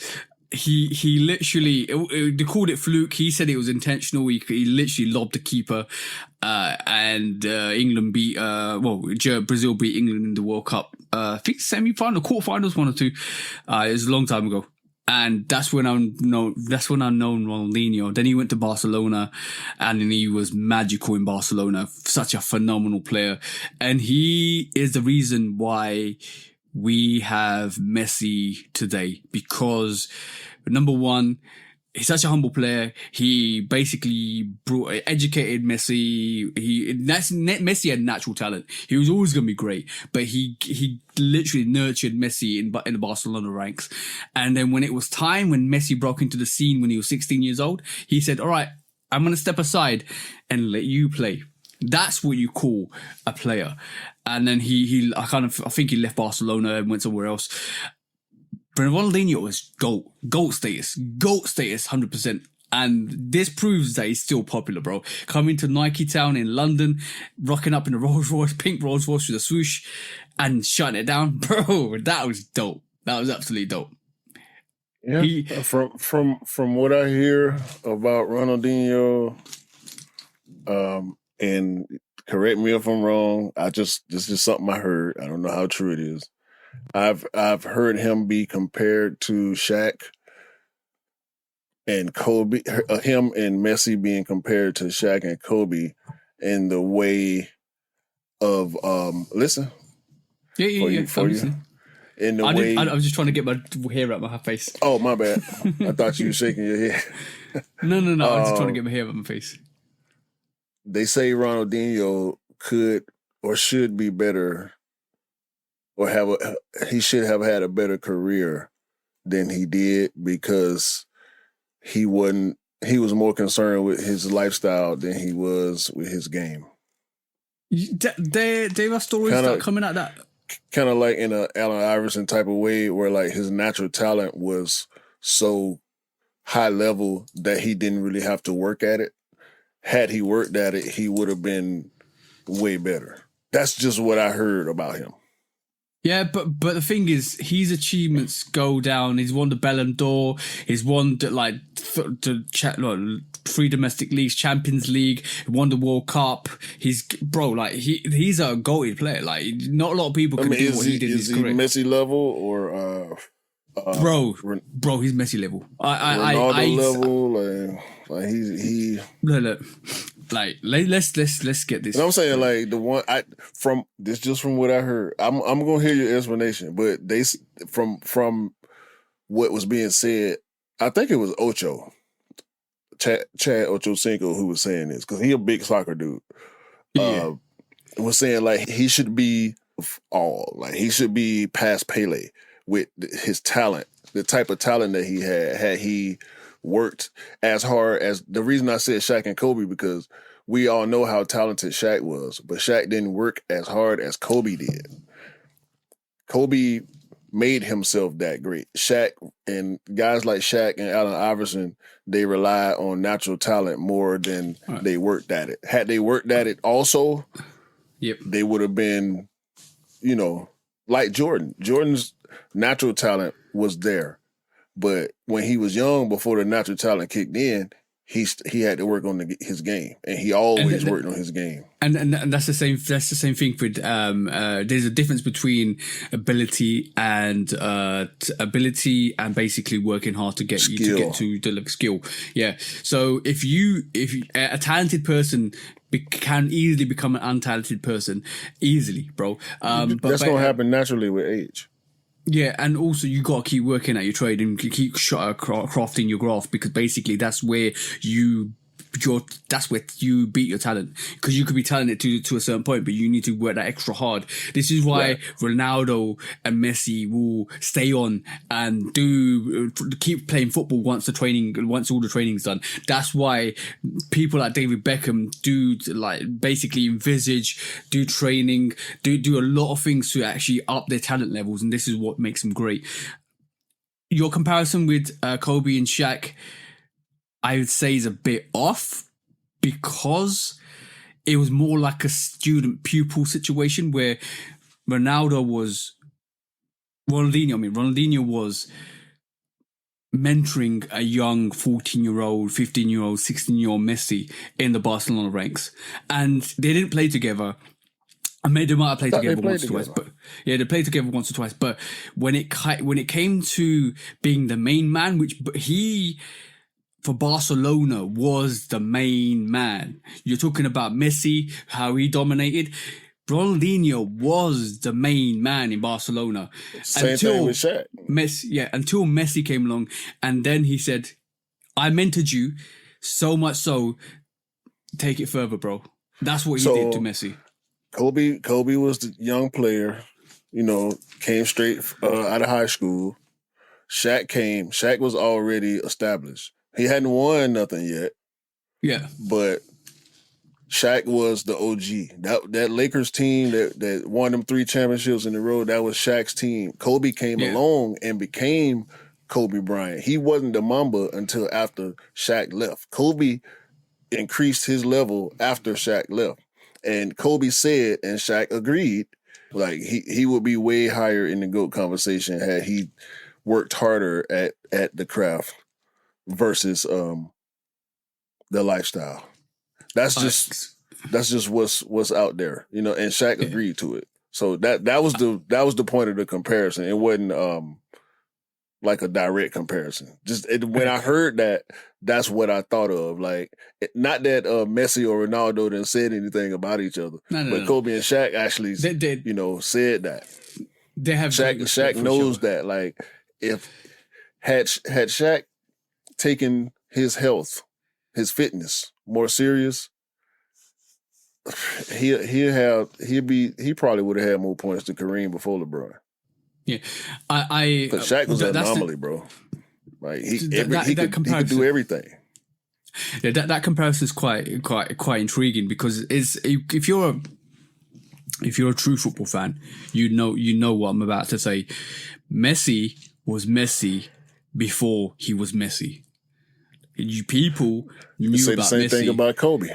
Yeah, people knew about Messi, but if you played Football Manager, and back in the day, your first person you're buying is Lionel Messi, right? The first person, doesn't matter, your Premier League team, whatever team you choose to be, the first person you're going for. And before Lionel Messi was Lionel Messi, he was a phenomenon in the youth ranks. He was just absolutely amazing. His stats in Football Manager was 97. He wasn't even playing, bro, right? What's up with Freddie Adu? He was that, but he just fell off. Damn. He was the American version. Everybody's comparing him to Messi, but Ronaldinho had won stuff already. He'd won the World Cup. He'd won the Champions League. He won a lot of stuff before Messi came into the scene. So he was already known to be an absolute great. So he's older. Really hard. Yeah, he's older. He was way older. But when you compare, because Ronaldinho, I don't know how old he is, but he's like the older generation, seeing the younger generation through. But when you talk about Pele, everybody compares themselves to Pele. It's hard to do that, bro. It's an easy quote to say, oh, he could have been as good as Pele, but Pele was the standard, bro. Pele was the player that won World Cups, that did amazing things, especially in the Brazilian league. Like, Ronaldinho, everybody, yeah, and Messi's like 30 something, so 35, maybe 34. But basically, no, even I think Messi's older than that. Sorry, but basically, it's hard to. It's always going to be, oh, he could have been great as Maradona or Pele, but bro, Maradona came out and said Messi's probably one of the greatest footballers ever to live, bro. God rest his soul. Yeah, Messi 36. So yeah, 36. Yeah. I think Shaq and Kobe. I think the gap between Shaq and Kobe is kind of like that too, because Shaq came in the 90s. Kobe came in like right at, because Shaq came in like 91, 92, I think. Yeah. And Kobe was like 99, 98, 99. Yeah. Maybe. The only differences I can say is 96. Like I don't know. I might be wrong, but Shaq didn't mentor Kobe. If you get me. Yeah, but not in the same way. No. Yeah, not in the same way. Like when Ronaldinho, like if you get a chance, go and look at the Ronaldinho Messi document. Like there's a bit of a documentary out there that talks about how he saw this young boy. You know, right? Shout out to Barcelona, because Barcelona picked this boy up, and he was at a height. This is well known. He was at a height where he wasn't going to play football. Imagine, bro. He was too small to play football. They gave him like legal, not illegal. They gave him growth supplements and all that stuff to get him to the height he is at this moment in time, to actually allow him to play football. Imagine if Barcelona didn't do that, right? Because we wouldn't have seen one of the greatest players to grace footballing history. That's like that, man. Yeah. It'd be like that. By the way, before we move on to the next quick strike, shout out to Ant-Man. He couldn't get it done. I don't know. I ain't got too much to say about it. We still love you, bro, but that looked nasty. And shout out to Kyrie. He get to get his revenge on Boston. I don't care about who wins, but I don't want Boston to win. So I want Kyrie. I'm not looking forward to having a conversation about Luka with a championship, but it's Boston and Dallas. If I got to pick, I'm gonna pick Dallas. So I want to ask you a quick question before we move into the quick strike. Next quick strike. Why are people comparing? No, not comparing. Why is people out there saying that Ant-Man is Jordan's son? No, forget the traits, forget the ability, forget the fact that he could be the next big thing. I'm talking about why are people comparing what he looks like and comparing it to Michael Jordan?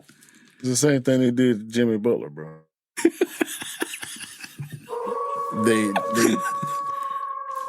The story about Jordan saying something about that or alluding to something like that, I think is cap. But they're trying to line up dates when Jordan would have been in, like when he played for the Wizards, they played against the Hawks on this day. Ant-Man was born 9 months later. So, yeah. That was a crazy one. People are reaching, bro. People are proper reaching. But he does slightly look like Ant was born in 2001. Jordan's last year was 2001. Okay. And he played against the Hawks in Atlanta 9 months before Ant-Man was born. Well, that's not the right sound effect. That's and then they be doing the split faces like they did with Jimmy Butler. Yeah, they do look similar. They look similar, bro.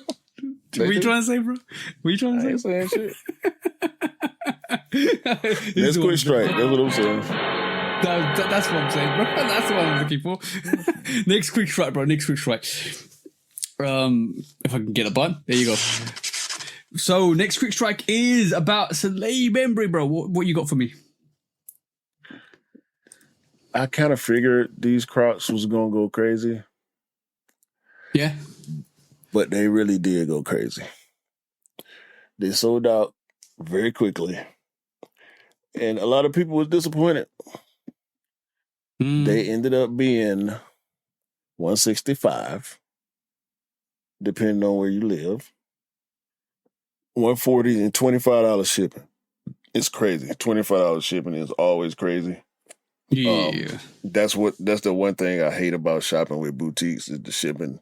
The shipping be slow sometimes, but it's often high. At least $15 shipping. I can't remember last time I shopped at a boutique that wasn't at least $15 shipping.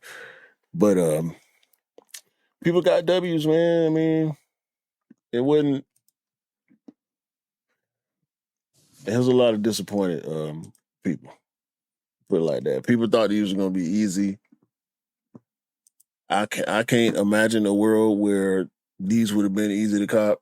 So I don't figure how a lot of people seem outraged about how quick they sold out. Unless they feel like it got botted out. If they feel like it got botted out, cool. But you can't be mad about this Salehe Crocs sneaker, the first of its kind, selling out fast. Yo, that's crazy because they're going for like £500. I'll just literally check StockX. That is crazy, bro. For a Croc. It looked dope on feet, bro. It looked dope on feet. They look interesting.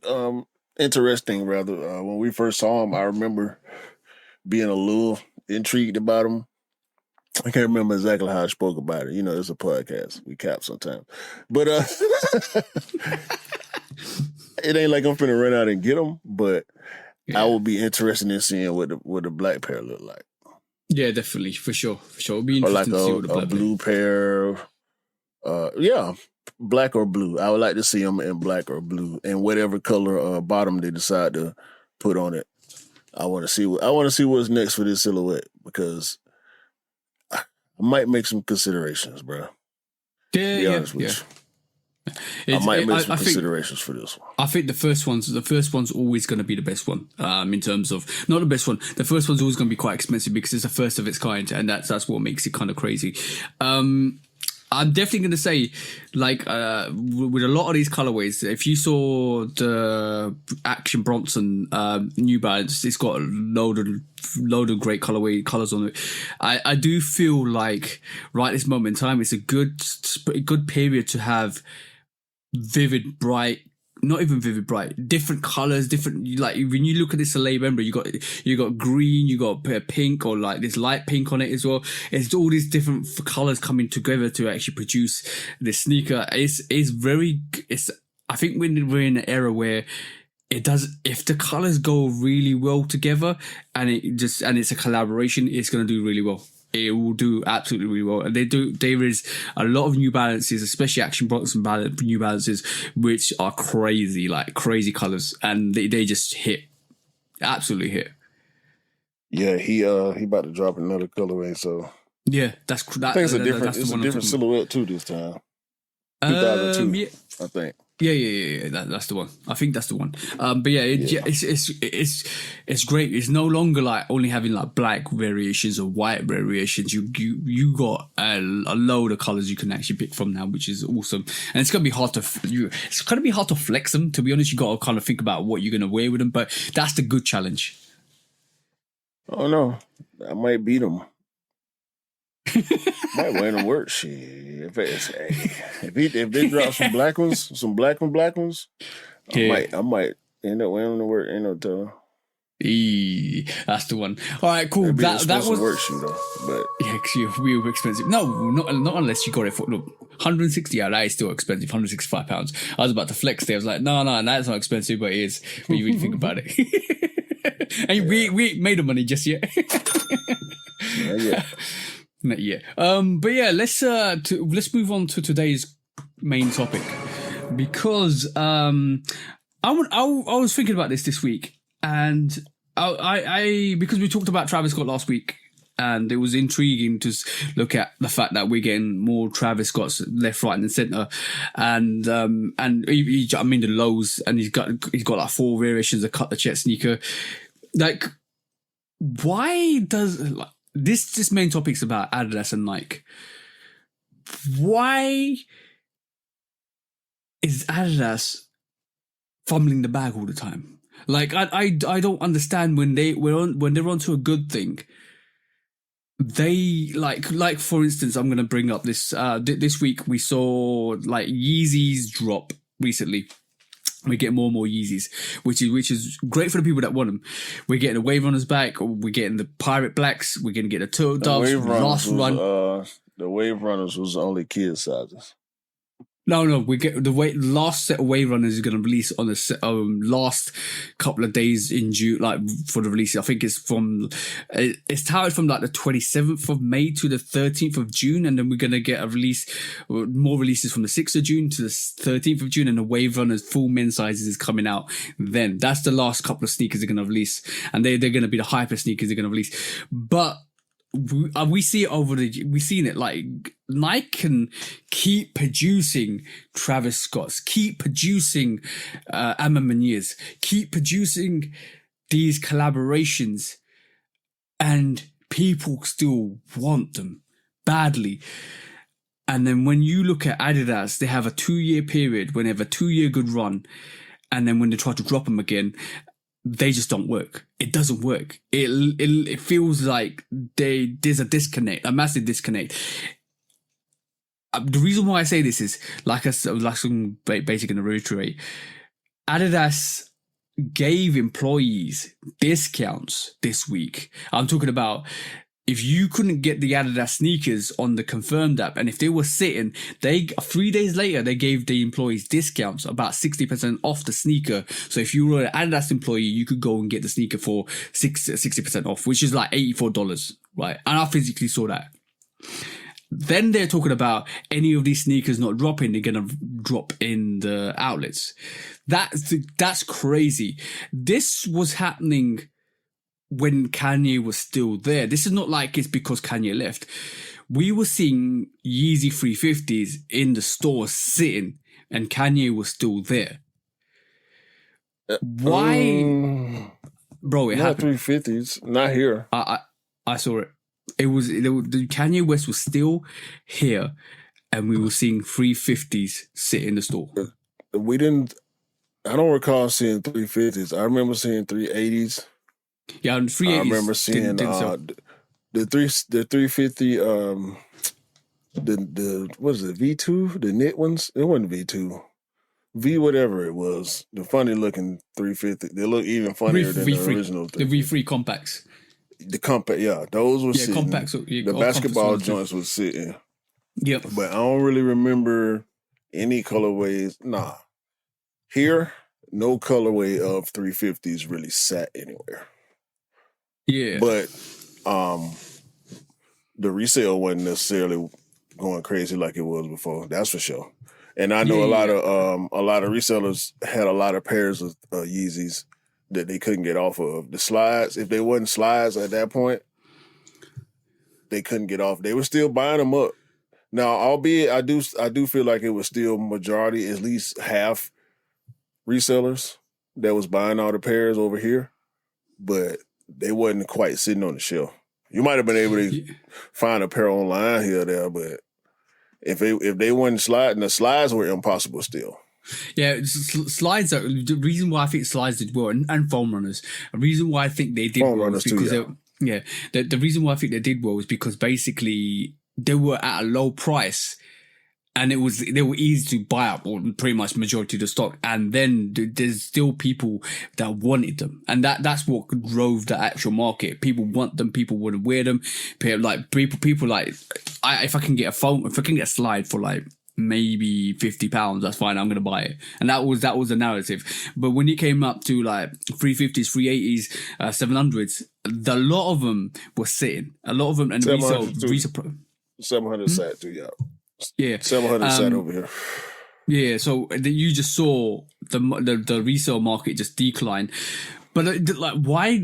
Every so often, it's with Nike, they can consistently oversaturate the market in terms of giving you Travis Scott. We've seen that more and more this year, and giving you A Ma Maniere, giving you this and giving you that, and we talk about top collaborations. And let's not cap, like Kanye West was a top collaborator for the only one, Adidas. Yeah, exactly. Now we're seeing most of it comes to the drama with Kanye West, and this is why Yeezys are what we're doing. This is why I referred back to the situation when Kanye was still there, and it's still happening. It looks like Adidas are always working on a 2 to 3 year trend where we saw it with Pharrell Williams shoes, with his NMDs. We saw it with NMDs. We're seeing it with Yeezys. They can't keep consistent. They can't keep that trend up. They don't have the cultural equity. That's the conclusion that we came to last time.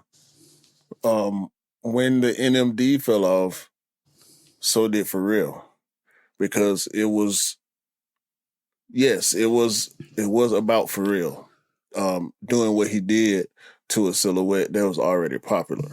When the silhouette stopped being popular, the collaboration don't work no more. The collaboration don't have the same effect. When Pharrell did shell toes, nope, didn't work. People bought them, yeah, but they didn't sell out. They weren't talked about. We brought them up on here, but that's because I like Pharrell, so I wanted to talk about Pharrell. You know what I'm saying? But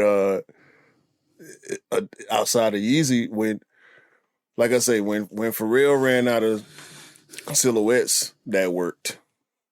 Because that's always the problem with them. No matter who the collaborator is, the silhouette is going to determine the popularity for them. Yeezy was their Jordan. Mm-hmm. So when Yeezy don't work no more, Adidas ain't got nothing. They got Jerry. Jerry's not moving the needle like we wanted him to.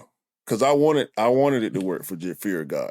I was talking trash, but that's just competitive. You know what I'm saying? It came to that was most of the trash I talked about. Jerry not being able to save Adidas and Edison Chen not going to be able to make it work for them. That's me being competitive. I hoped that something positive would have came out of that for them to where they could have another spark, another run, another like I'm not with you on the timeline thing. I think that might be a coincidence that I'm gonna tell you. The NMD died, and then the Yeezy came, and Yeezy had a super long run. But now the Yeezy is gone. What else they got?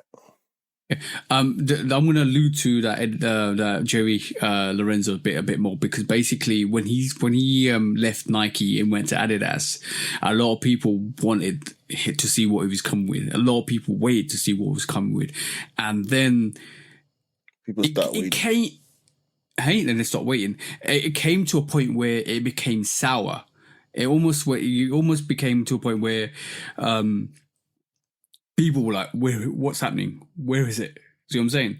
And then it was almost like became stale milk, where it's like, and this is a good comparison, because like to me, it feels like Adidas just sit there like stale milk and it just goes sour.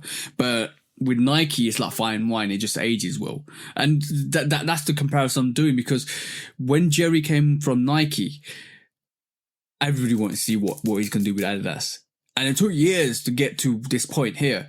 And now, because it's taken so much time, people are like, "Well, we wanted it 2 years ago. Where was it 2 years ago?" He needed to come during the height of Yeezy.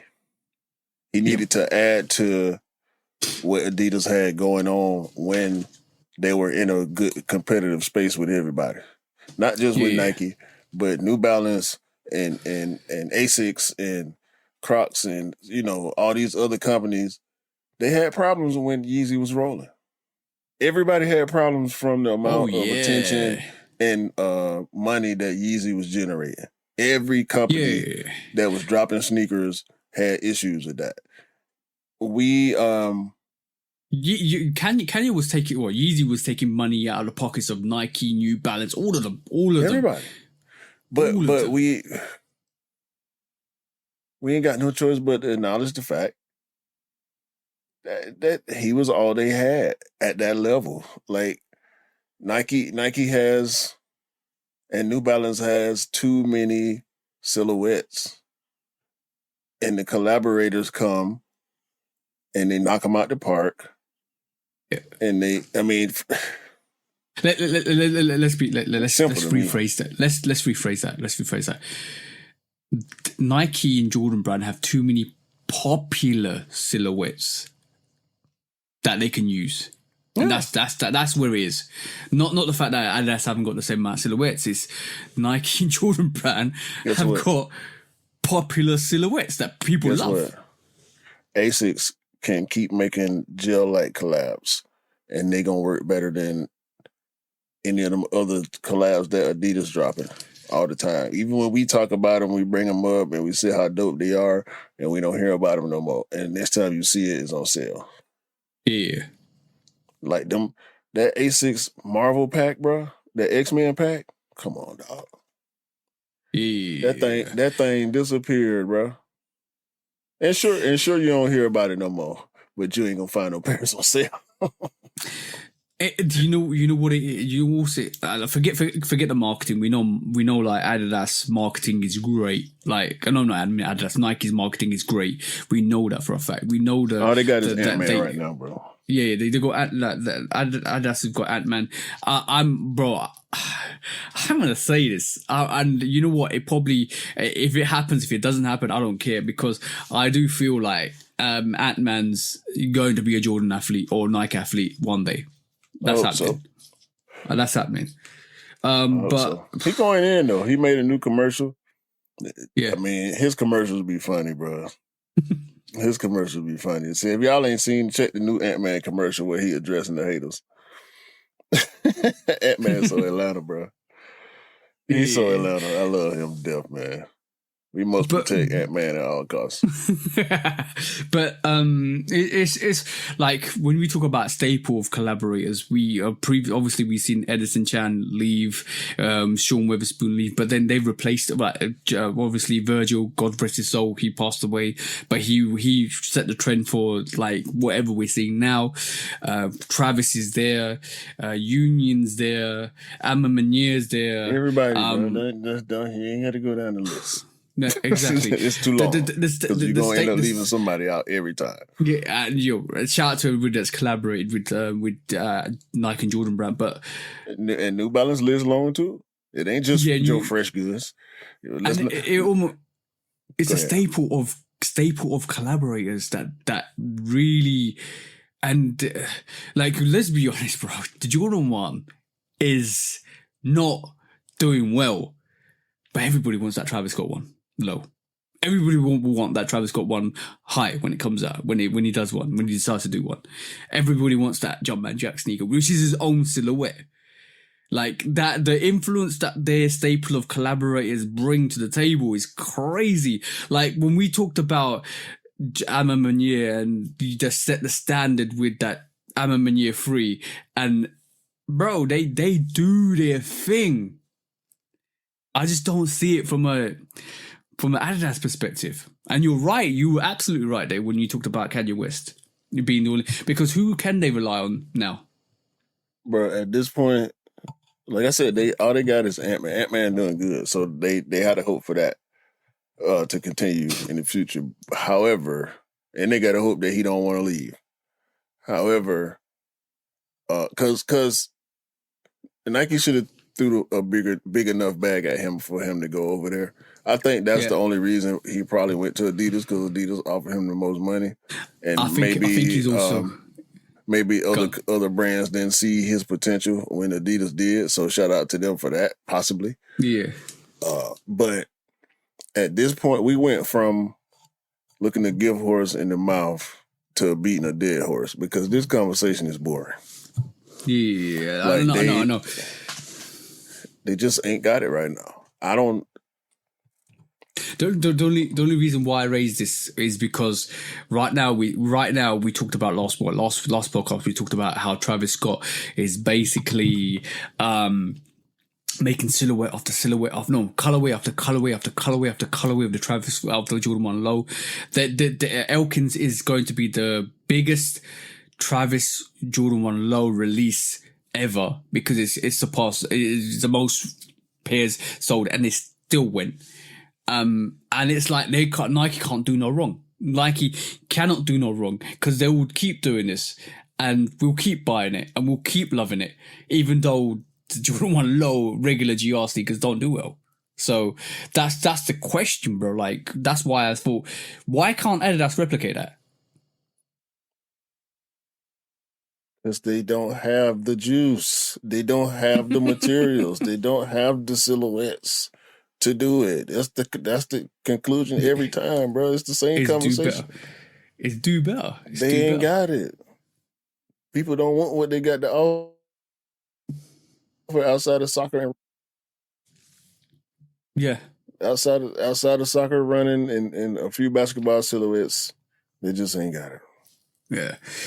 Well, the only conclusion to that is do better. I think this is the last time we're ever actually going to talk about the comparison between Nike and Adidas, and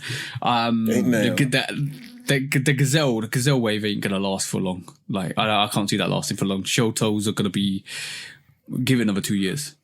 No, people still wearing a lot of Sambas. Yeah. I saw a bunch of Sambas last night, and it was a semi-formal, like, casual type event. I saw a lot of, suits and Sambas, but I had on Jordan 1 low OGs. Yep. So, I mean, it don't change the. It's not gonna put them back back where they were. They ain't got nothing that's gonna put them back where they were a couple years ago when Yeezy was born. They ain't got they ain't got another NMD as of right now. So it's up to the people to decide when they gonna come back up, and they're gonna have to put something out They tried it with the 4D. I see 4Ds. I see 4Ds all the time, but Yeah. the 4D didn't pop with the culture. What's the one they tried? They tried with Bad Bunny, the running shoe. You mean? Oh yeah. I know what you mean. CL. Yeah, CL response. Response, yeah. Yeah. That one didn't catch on. They trying. Yeah. The funny thing of the whole situation is the fact that Nike always respond back, and they always say, "All right, cool, you do that, we'll do it even better." Bang. We'll release a Cult Classic plan. We'll release Field Generals. We'll release Terminators. We'll release this. We'll release that, and then they just say, "All right, cool, we'll trump you and reverse you." See, I appreciate the responses from Nike. Like, I appreciate them bringing the Field General back in response to the Samba, but that's petty. We're gonna get into that too in a minute. That's just pettiness from Nike, because once Yeezy stops, it's over. Yeah, and they liquidating. You know what I'm saying? Like what you were saying. Oh yeah, about this is the whole thing. This liquidation. 60% off for employee. That's liquidation at its finest. You know what I'm saying? They trying to get whatever they can get for this stuff and get it out of here so they can move on from the situation. Yeah, and like it is happening. It's like a couple of podcasts ago we talked about how Adidas was Adidas were just saying, "Here's 500,000 stock, get rid of it." That's what they were doing. Mm-hmm. This liquidation. They're just rubbing their hands and moving on to the next venture. But yeah, it'll be interesting to see what Adidas do next. Yeah. Let's just hope they do better. They bring back the juice and they bring back competition, because even though most, like me and you, wear Nikes all the time, if we didn't have New Balance and Adidas and Asics and all of the companies rivaling Nike would just sit there and said, we don't need to do much because people still buy our sneakers. Competition breeds competition. And when you see some of the stuff that Nike do, it wouldn't happen if it wasn't because of other people pushing them. Mm-hmm. So it's good to see. Let's just hope it happens. Let's hope it happens. But that was today's main topic. Let's not talk about Adidas and Nike anymore going forwards, except for what you're gonna do in the court case. But this will be the got two questions. Hey, let's start. But I got a couple of funny things. One funny thing and one thing I want to talk to you about. What? Anish, shout out to the bro. This is always coming because of Anish. And bro, you give us good content to talk about as well. What's the time limit that you would leave on a sneaker before you sold it? Like in terms of if you wasn't wearing it for that time limit, then it's time to think about selling it. It depends on a couple of things. I do consider time first and foremost if I have no plans. That I always say that. If I'm not actively trying to find something to put with it, because more than likely the reason I ain't wore it yet is because either I'm holding it for something specific, and these are the variables. If I'm holding it for something specific, a specific occasion or something like that, that's one variable, which then I have plans for it because I'm holding it for a purpose. You know what I'm saying? So that constitutes a plan. So that sneaker's in the good. If I'm not actively looking for a fit and I've had it for more than, if I forgot I had it, yeah, it's as good as gone. Okay, yeah. If I forgot and I'm like, oh yeah, I got this that could go with it, then I'll keep it. And, once I wear it, it's in my collection. I mean, once I buy it, it's in, but once I wear it, it's solidified. Like, okay, this sneaker ain't going nowhere unless I really just get tired of it. Like, if I get tired of looking at it, if I get tired of, like, I'm trying to prevent that. You know what I'm saying? Like, I'm trying to prevent that at all costs. That's why I end up going the selective route, because I found myself doing that too much. But I say a year. If you had it for a year and you're not making plans for it, I think you should start thinking about whether you actually want to keep it or not. Okay, cool. I think Anish gave one of his sneakers 3 years. I'm not going to mention what one. 3 years? Yeah, he'd had it. He had it for 3 years, and so you know what? I'm not going to wear this. And 3 years is time. Yeah, for sure. 3 years. If you done had the same sneaker for 3 years and you ain't wore it yet, it depends on the type of collector you are. I want to wear all mine. So if you cool with just having a shoe because you think it's cool to have it, whatever. But if you're trying to wear your collection, 3 years is pushing it, because at that point you gotta at least start wearing it around the house. Yeah. Otherwise you're gonna blow it out. Depends what I sneaker need to put my cool grays on, matter of fact. I might do that today. Yeah, well, dope sneaker. Last thing I was bringing up is I saw something funny this week, right? And it maybe comes under some sus activity, right? But maybe because they're a younger sneakerhead. But I think this is essential. You need to know this, or people need to know this. There was a comment on socials, and somebody said, "Wasn't it strange that Michael Jordan was named after a sneaker?"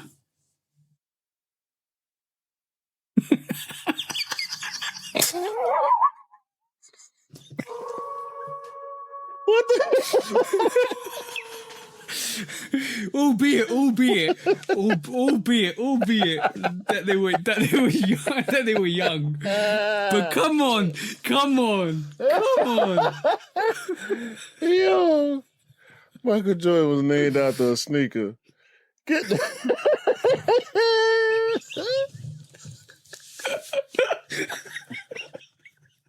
I knew that would make you laugh.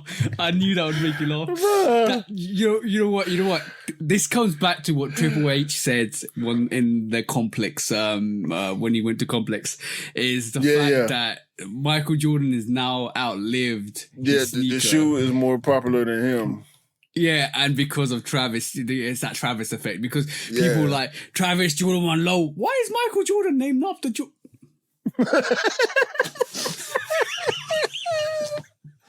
Come on, guys! If you're a true if you're sneakerhead, you know what? Shit. I can't say this. There's casual sneakerheads that don't know nothing about history and kind of fact where stuff's originated from. So I can understand that comment. That was funny though, because she got really really back down, and the people said, Michael Jordan owns Jordan Brand, and that sneaker is based on his career. It's him. He's the one. He's the logo. Where do you think Jumpman comes from? He was named after you. That was great. That made me laugh. I wrote it down. I wrote it down, and I actually wanted to say that to you. But you know what I'm going to do going forwards? I'll show you. Right, I've got a black chalkboard coming that's going to sit here, and it's every time I think of something, I'm going to write it down there, and I'm going to read it on the podcast. I'm not looking forward to this. I'm really not looking forward to this. Because I'm not going through my phone. I'm not going through my phone to look for articles. I'm just gonna write it down there, like boom, boom, boom, boom, and you be like, bro, this and this. Trust me, it's gonna be funny. It's only gonna be funny stuff. I know ideas. You know what? Secret board of ideas. I hate it here. You actually do love it. If you didn't love it, you wouldn't be smiling. I don't know why I keep doing this to myself every week. All right, man. Let's get it over with. Let's just get it over and done with. Let's go. When resale is too high. Damn resellers. Hold on. When hype beats go too far. These damn hype beasts. Order in the court. Order. The back door opens. Guilty. It's time for Order in the court. the sneaker court of public Guilty. opinion.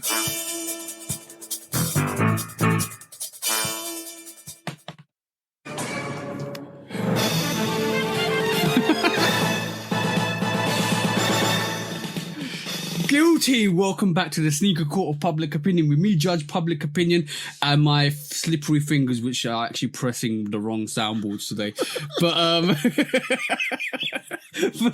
yeah, I accidentally pressed this one, bro. I was like, you heard that when you came in. Yeah, but with me, Judge Public Opinion and Executioner, and today, Q has an intriguing court case for us today. What's up, bro? So I alluded to the pettiness that we like to display. When I say we, I'm talking about us over here at the Big Swoosh brand. Y'all gonna respect us.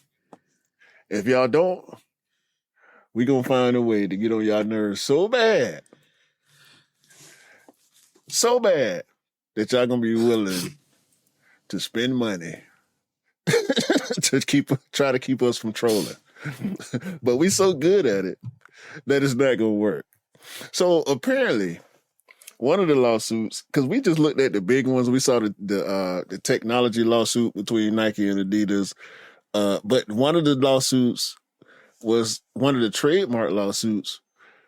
Nike actually produced 5, not 1, not 2, not 3, 5 articles of clothing that they sold in Germany that had 3 stripes on them. What? Yes. I don't know what these products look like. There are no pictures of... Hold on. Nike went 3 stripes. I've never seen these products before. I don't know what they look like, but apparently these are products that were only sold in Germany that Mars, had 3 we need your stripes help. on them. Mars, we need your help fighting these products for us. In 4 of the 5 articles of clothing, Nike are still able to sell. They won 4 of the 5 cases in the lawsuit. No. That Adidas filed for trademark infringement. No. Yes. They literally want to take over Adidas. I was wrong, bro. I was wrong. Reebok ain't gonna buy Adidas. It's gonna be Nike. Can you imagine Nike with the 3 stripes? The Dusseldorf Regional Court had already prohibited the U.S. firm from using 2 or 3 stripes on 5 of its trouser designs after Adidas filed trademark violation lawsuit in 2022. A year ago, the German-based brand decided to revoke its legal filing against Black Lives Matter's yellow 3-stripe design because they didn't want no smoke, no backlash, no civil backlash from going against Black Lives Matter. But they did go against Nike, and Nike's still able to sell 4 out of the 5 articles of clothing. No. This is trolling at its highest. No. You don't get no more trolly than this, bro. Like, you ripped off their design intentionally, in Germany, in the country that the company is based in, was born in, and you sell these products exclusively in that country. They then sue you, and you go on to win 4 of the 5 case counts. And bro, and on top of that, 2 years later, you go and sponsor the German team. Yeah. No, bro. After they won the Flyknit suit. By the way. That's like, bro. We're shoe dogs. I'm gonna say it like it is, right? That's like if a dog came into my home and pissed on my leg and shit on me at the same time. Mm-hmm. And you can do nothing about it. And I can't do nothing about it because that's the land. That's literally the landowner's dog or the homeowner's dog. Then he went in the refrigerator and started eating your food. And that's not happened yet. It's about to happen, bro. No, that's what they do because they won 4 to 5 4 out of 5. Crazy. Yeah, they eating your food, bro. Because now they can sell pants with 3 stripes on them. Mars, if you're listening to this, I'll probably already contacted you because I want to see that stuff. I want to see that stuff. I want to see it. This is so lame and trolly that I have to say why is Nike doing this? Because they petty. This is a trash move. This is super petty, and they spent money on this. Both sides spent money on this. This ultra petty, bro. This is horrible. I don't like it. Well, so what's the verdict, bro? Are you making Nike guilty here? I'm a bit confused. Are we saying Nike is guilty for being petty? Yeah. Okay, cool. That's all I need to know. Hold on.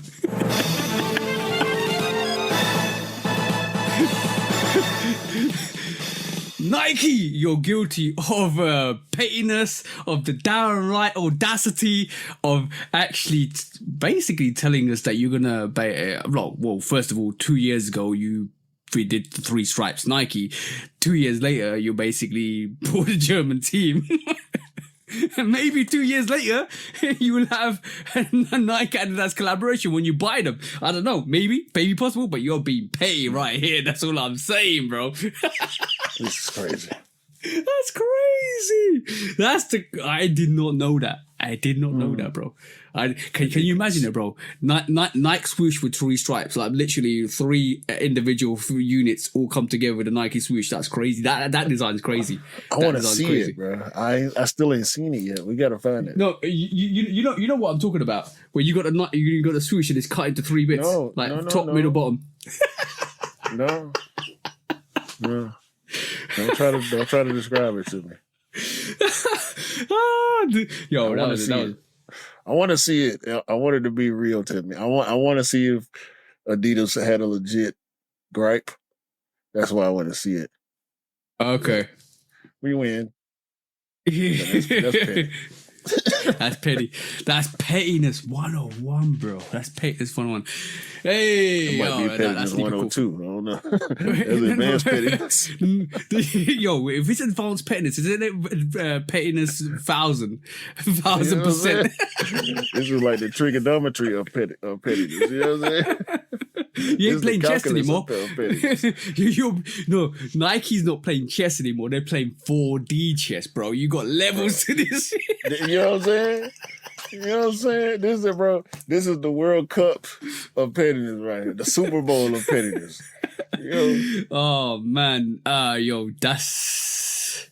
I don't know what to say. There's nothing I can say, bro. That was sneaker cool for today. Ain't nothing else. When resale is too high. Damn reseller. Order. When hype beats go too far. These damn hype beasts. Order in the court. Order. When the back door opens. Guilty. It's time for Order in the court. the sneaker court of public Guilty. opinion.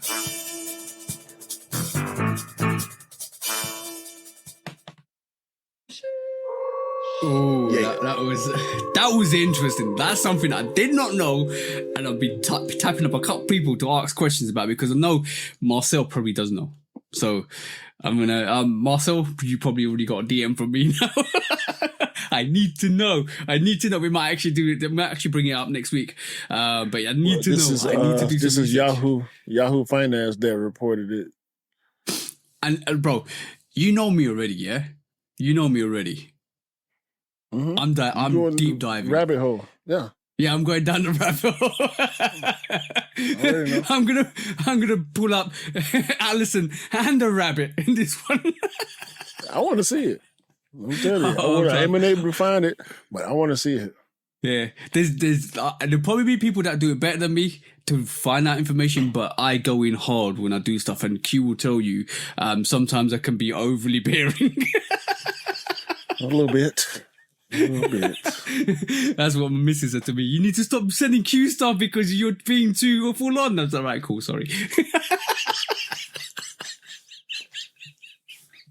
All right. Yeah, I'll find it. I will find it, don't worry. I have my means and mechanisms to find stuff. I know where you live. Hey. Hey, shall we do some discounts this week, bro? Yes, sir. So what you got this week, bro? I'm saying, actually, it's a help. Wait a minute. No, that ain't it. It's a lot of articles though, so if you look at all the articles, we should be able to find some breadcrumbs in there somewhere. But have you seen the Jordan 1 Low OG quote unquote varsity red? No. Yeah, we're supposed to be getting a Jordan 1 Low OG varsity red, which is pretty much a Chicago Jordan 1 Low. I think it's so I think it's rumored for late this year, next year. I did, and isn't this the one they're talking about? It's supposed to be super limited or something like that. Something like that. Yeah, something like that. Wait a minute, let me look at it again. And talking about super limited, we thought the trophy room ones. I'll wait for you to throw out the pictures, but no, go ahead. We was looking at the trophy room ones. The home I think it's the home variation. Basically, they're quoting that to be 1,000 pairs. We thought that was going to be a friends and family. It doesn't look like it's going to be a friends and family. It looks like it's going to be 1,000 pairs coming out, or rumored 1,000 pairs to come out, and it's going to be obviously trophy room limited. So if you wanted that, you need to know Marcus Jordan. That's what I'm saying. Yeah.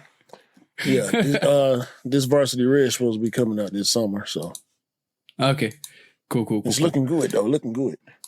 Yeah, so we'll wait for that. Has it got a big swoosh or a small swoosh? Yes, very big swoosh. Big swoosh. What's up next? Did you see the Beams Timberland thing? No. You know Beams? They do a lot of collabs with Reebok. Yeah. No. I know Beams. They got a Timberland collab coming. It's not on the Constructs. It is actually on. Let me pull it up real quick. It's on the hiking model, like these. Ooh, burgundy, bro. These are the type of Tims. When I talk about how we used to dress in Atlanta in the 90s, when I brought up Eastlands the one time, this is the type of this is the style that Eastlands were. These are the style of boots that we wore a lot of, kind of like polo boots. These look crazy. I mean, the leather. Look at the leather on that, dog. That looks so dope. I might actually buy that to wear to work. That's crazy, bro. So yeah, they clean. You could dress them up. Yeah, for sure, you could dress them up. So shout out to Beams and Timberland. That was hard. Yeah, those look hard. Looks like we're getting a variation of the Answer 3 in gold. That's coming out soon. Reebok Answer 3 gold, which is great because obviously we've seen that silhouette come back, which is awesome. Yes, sir. Shout out to AI.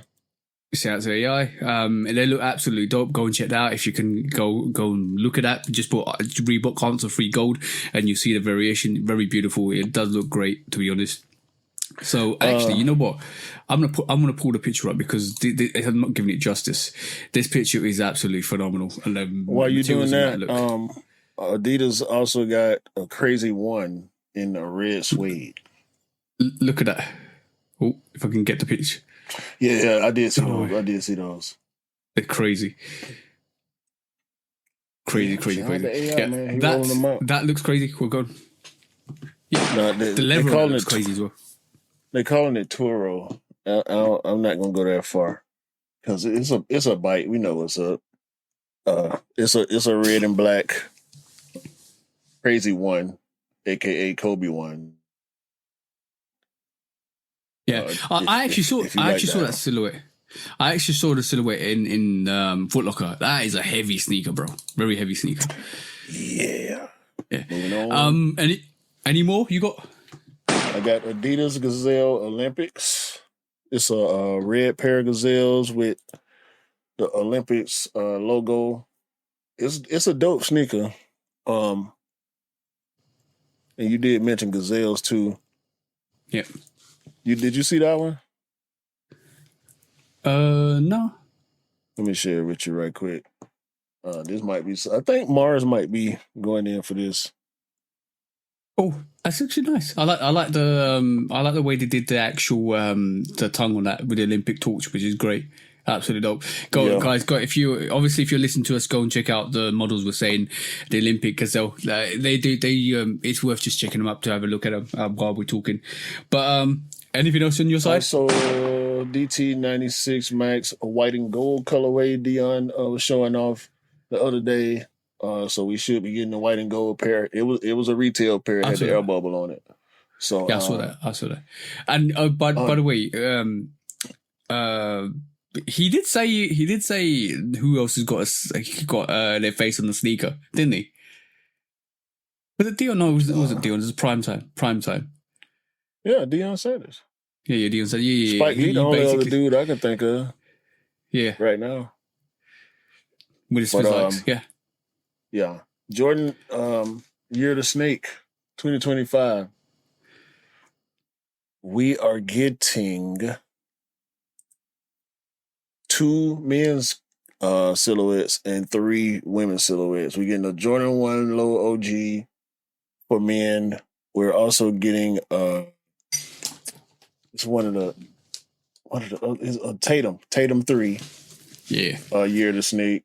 And there will be a Jordan 5 Year of the Snake women's.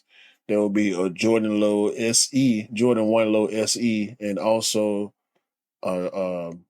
Legacy 312 Low that will all be women's. The Legacy, the SE Low, and the Jordan 5 will be women's colorways. I'm looking forward to seeing what their 5 gonna look like.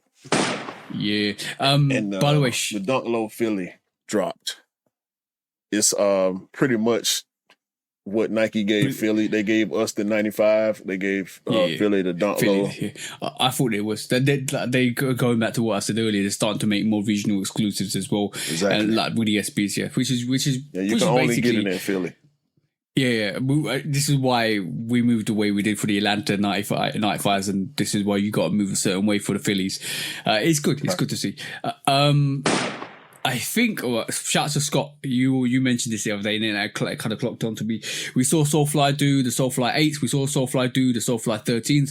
Soulfly looks like they're going to do another Jordan this year. I'm hedging my bets on a 7 or a 12. I think that might be what they do. Or we might see the other variation of the Dion Diamond Turfs Jordan 8. Who knows? That'd be quite good to see, because we saw it a couple of years back, or last year, or early last year. So that'd be interesting to see. Yeah. But one last one, bro, because I found the perfect costume for those big steppers, right? Oh my God. This is the Batman Bomberman jacket, which is I'm gonna say this right. Mementori or something like that. That's who they designed it. I'm gonna call you can wear this with the big platform Balenciaga and literally call yourself the Bat Stepper Man for this occasion, and you can go be the Bat Stepper Man villain for this scenario. But yeah, that's coming out. That's crazy. If you will roll for that, that's the bomber jacket, and it has the cape. Look at that, bro. Look at that, bro. Perfect for every villain situation. If you want to be alternative Batman. Yeah, them K54 3s hard though. They're coming, so y'all stay on the lookout for them. You know what? It's really funny. Every time you go to Factory Depot.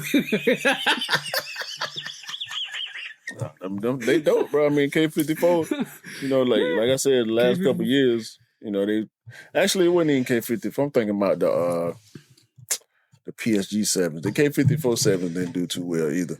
They dope though. I don't want to hate on them. I need to look at them. I know they're cheap. Yeah, what, the K54? I got them. I think I got them right there. The blue box there. Yeah. No, that's the PSG 7. Oh, the K. Oh yeah, sorry, I got confused. Yeah, the blue one with the stripes. It's the K54. Yeah, that was hard actually. I haven't actually got them. I was looking to go circle back and get them. I actually might circle back and get them myself as well. Probably cheap as hell now. Yeah. Very cheap. But yeah, that was. That was. Go on. I'm finna put the logo T-shirt on TeePublic. Oh, okay, yeah. Go on. I'm gonna put the podcast. Look, I got a store on TeePublic where I've been dropping some of my designs. You do have options for different T-shirts. You don't have to buy the cheap generic T-shirt. You can get premium T-shirts and hoodies on there. But I'm about to drop. And by the time y'all seeing this, the podcast wax stamp logo T-shirt will be on there too. If y'all support the pod and y'all rock with us, y'all want to get one, y'all can do that. On TeePublic, it'll be under 808 Kicks ATL. Change it later. I don't know, but I just went with the regular, my regular name. So. We might attach it to the YouTube video as well. There'll be a link on the description, so you can. I'll throw the link on there. Yeah. So just if you rock with us, support with us. If you want to rock anything Shoe Dog wise, go and buy yourself some merchandise and support the channel. It'll be multiple colors that you'll be able to cop. Yeah, I might do like 5 colors of our choosing. So we'll get with we'll figure that out. We'll have that ready for y'all by the time this episode come out. Yeah, but we also cooking something. And I love the fact that we did that logo as well. I'm not going to mention anything else. Nothing else. That's going to be our own brand. That'll be a separate thing. Yeah, that'll be a totally separate thing. That won't be attached to my channel. And actually, whenever we do that, we can put the pod stuff over there. Yeah, exactly. That's going to be something. It's going to be something special that me and QQ are cooking up, and it's going to be absolutely awesome because we keep working and we keep doing. We try to do amazing things, but that was the podcast for today, bro. It was, wasn't it? Yeah, it was. It was an entertaining podcast, especially when Mrs. Q's corner came along. That was quite funny. There's a lot of heat coming up along the way. There's a lot of things. Kind of the K54 freeze for your factory reset every time I mention the subject that it's not a viable factory reset. Nah, you know these jokes, man. I'm chilling though. I already see what's going on for me in the next couple of months. So yeah. I'm gonna still be honest about things, but yeah, bro, I ain't worried about nothing but the A Ma Maniere right now, and I won't be talking about it too much more. Yeah, just like we don't talk about the favorite sneakers we're gonna cop because we don't bring attention to it, but that's just us being selfish. Well, that was it's for my mojo. It's for my mojo's sake. Oh yeah. I don't want to jinx myself. I don't want to trick myself out of it by hyping myself too much. I don't want to put my expectations up that high either. I'm gonna move like I'm gonna get it, but I don't want to trick myself into being too pissed if I can't. So But I'm not gonna say it because I'll probably will jinx you. But yeah, good luck. We're gonna get them. Yeah, definitely gonna get them. I ain't got no problem with saying that right now. We're gonna get them because no. That's how we're gonna move. Yeah, we move, but I know that you get lucky a lot with with yourself, which is awesome. Yeah, I'm gonna claim that. Yeah. Anyway, episode 119. It's through the necessary means. It's through the necessary means. Yeah, episode 119. We talking too much. Episode 119. 2.5. Get back to our old ways. We gotta stop. Yeah, we need to stop talking too much at the start because we get too wrapped up in our conversations about what happened. Hey, man, but yeah, pardon. It's good fun, yeah. Well, I enjoy that, especially when Mrs. Q came on and gave us the very sensible advice that she does, because it's important that you listen to that and you keep culture and heritage at your heart ground and your forefront. But on that, bro, what episode 119 for me and from Q? Break it down, bro. Yo, continue. Listen, before I even say that, dance with your old lady. When y'all go out and there's music playing, just dance with her, bro. Like, I ain't saying cut the rug in the middle of the restaurant, but if it's space and opportunity to dance with your old lady, just do it. It don't matter if you can't dance or not. I seen that one dude, bro. He was acting ridiculous. His wife was just smiling at him. He didn't have no rhythm at all, bro. Like he had no idea what he was doing, and they were both cool with it. So if they could do that in public, you could do it too. Dance with your old lady, man. It's fun. And you might anyway. Episode 119. Please continue. And sing in the shower. It's good to sing in the shower. Sing in the shower is good too. It's good. It's therapeutic. Yeah. Continue to buy what you like, rock what you like. Don't blame. No. I'm moving too fast. Have a great day, great week, great month, great year, and then continue to buy what you like and rock what you like. And don't believe the hype, because the hype ain't real. You know what I'm saying? Because sneakers don't make you cool. You know what I'm saying? Because you make the sneakers cool. You know what I'm saying? By the way, we're going to end this like we started this. Guess who's finished? That's right. We just finished. Shoe Dog's finished. Peace out, guys. Peace. Peace.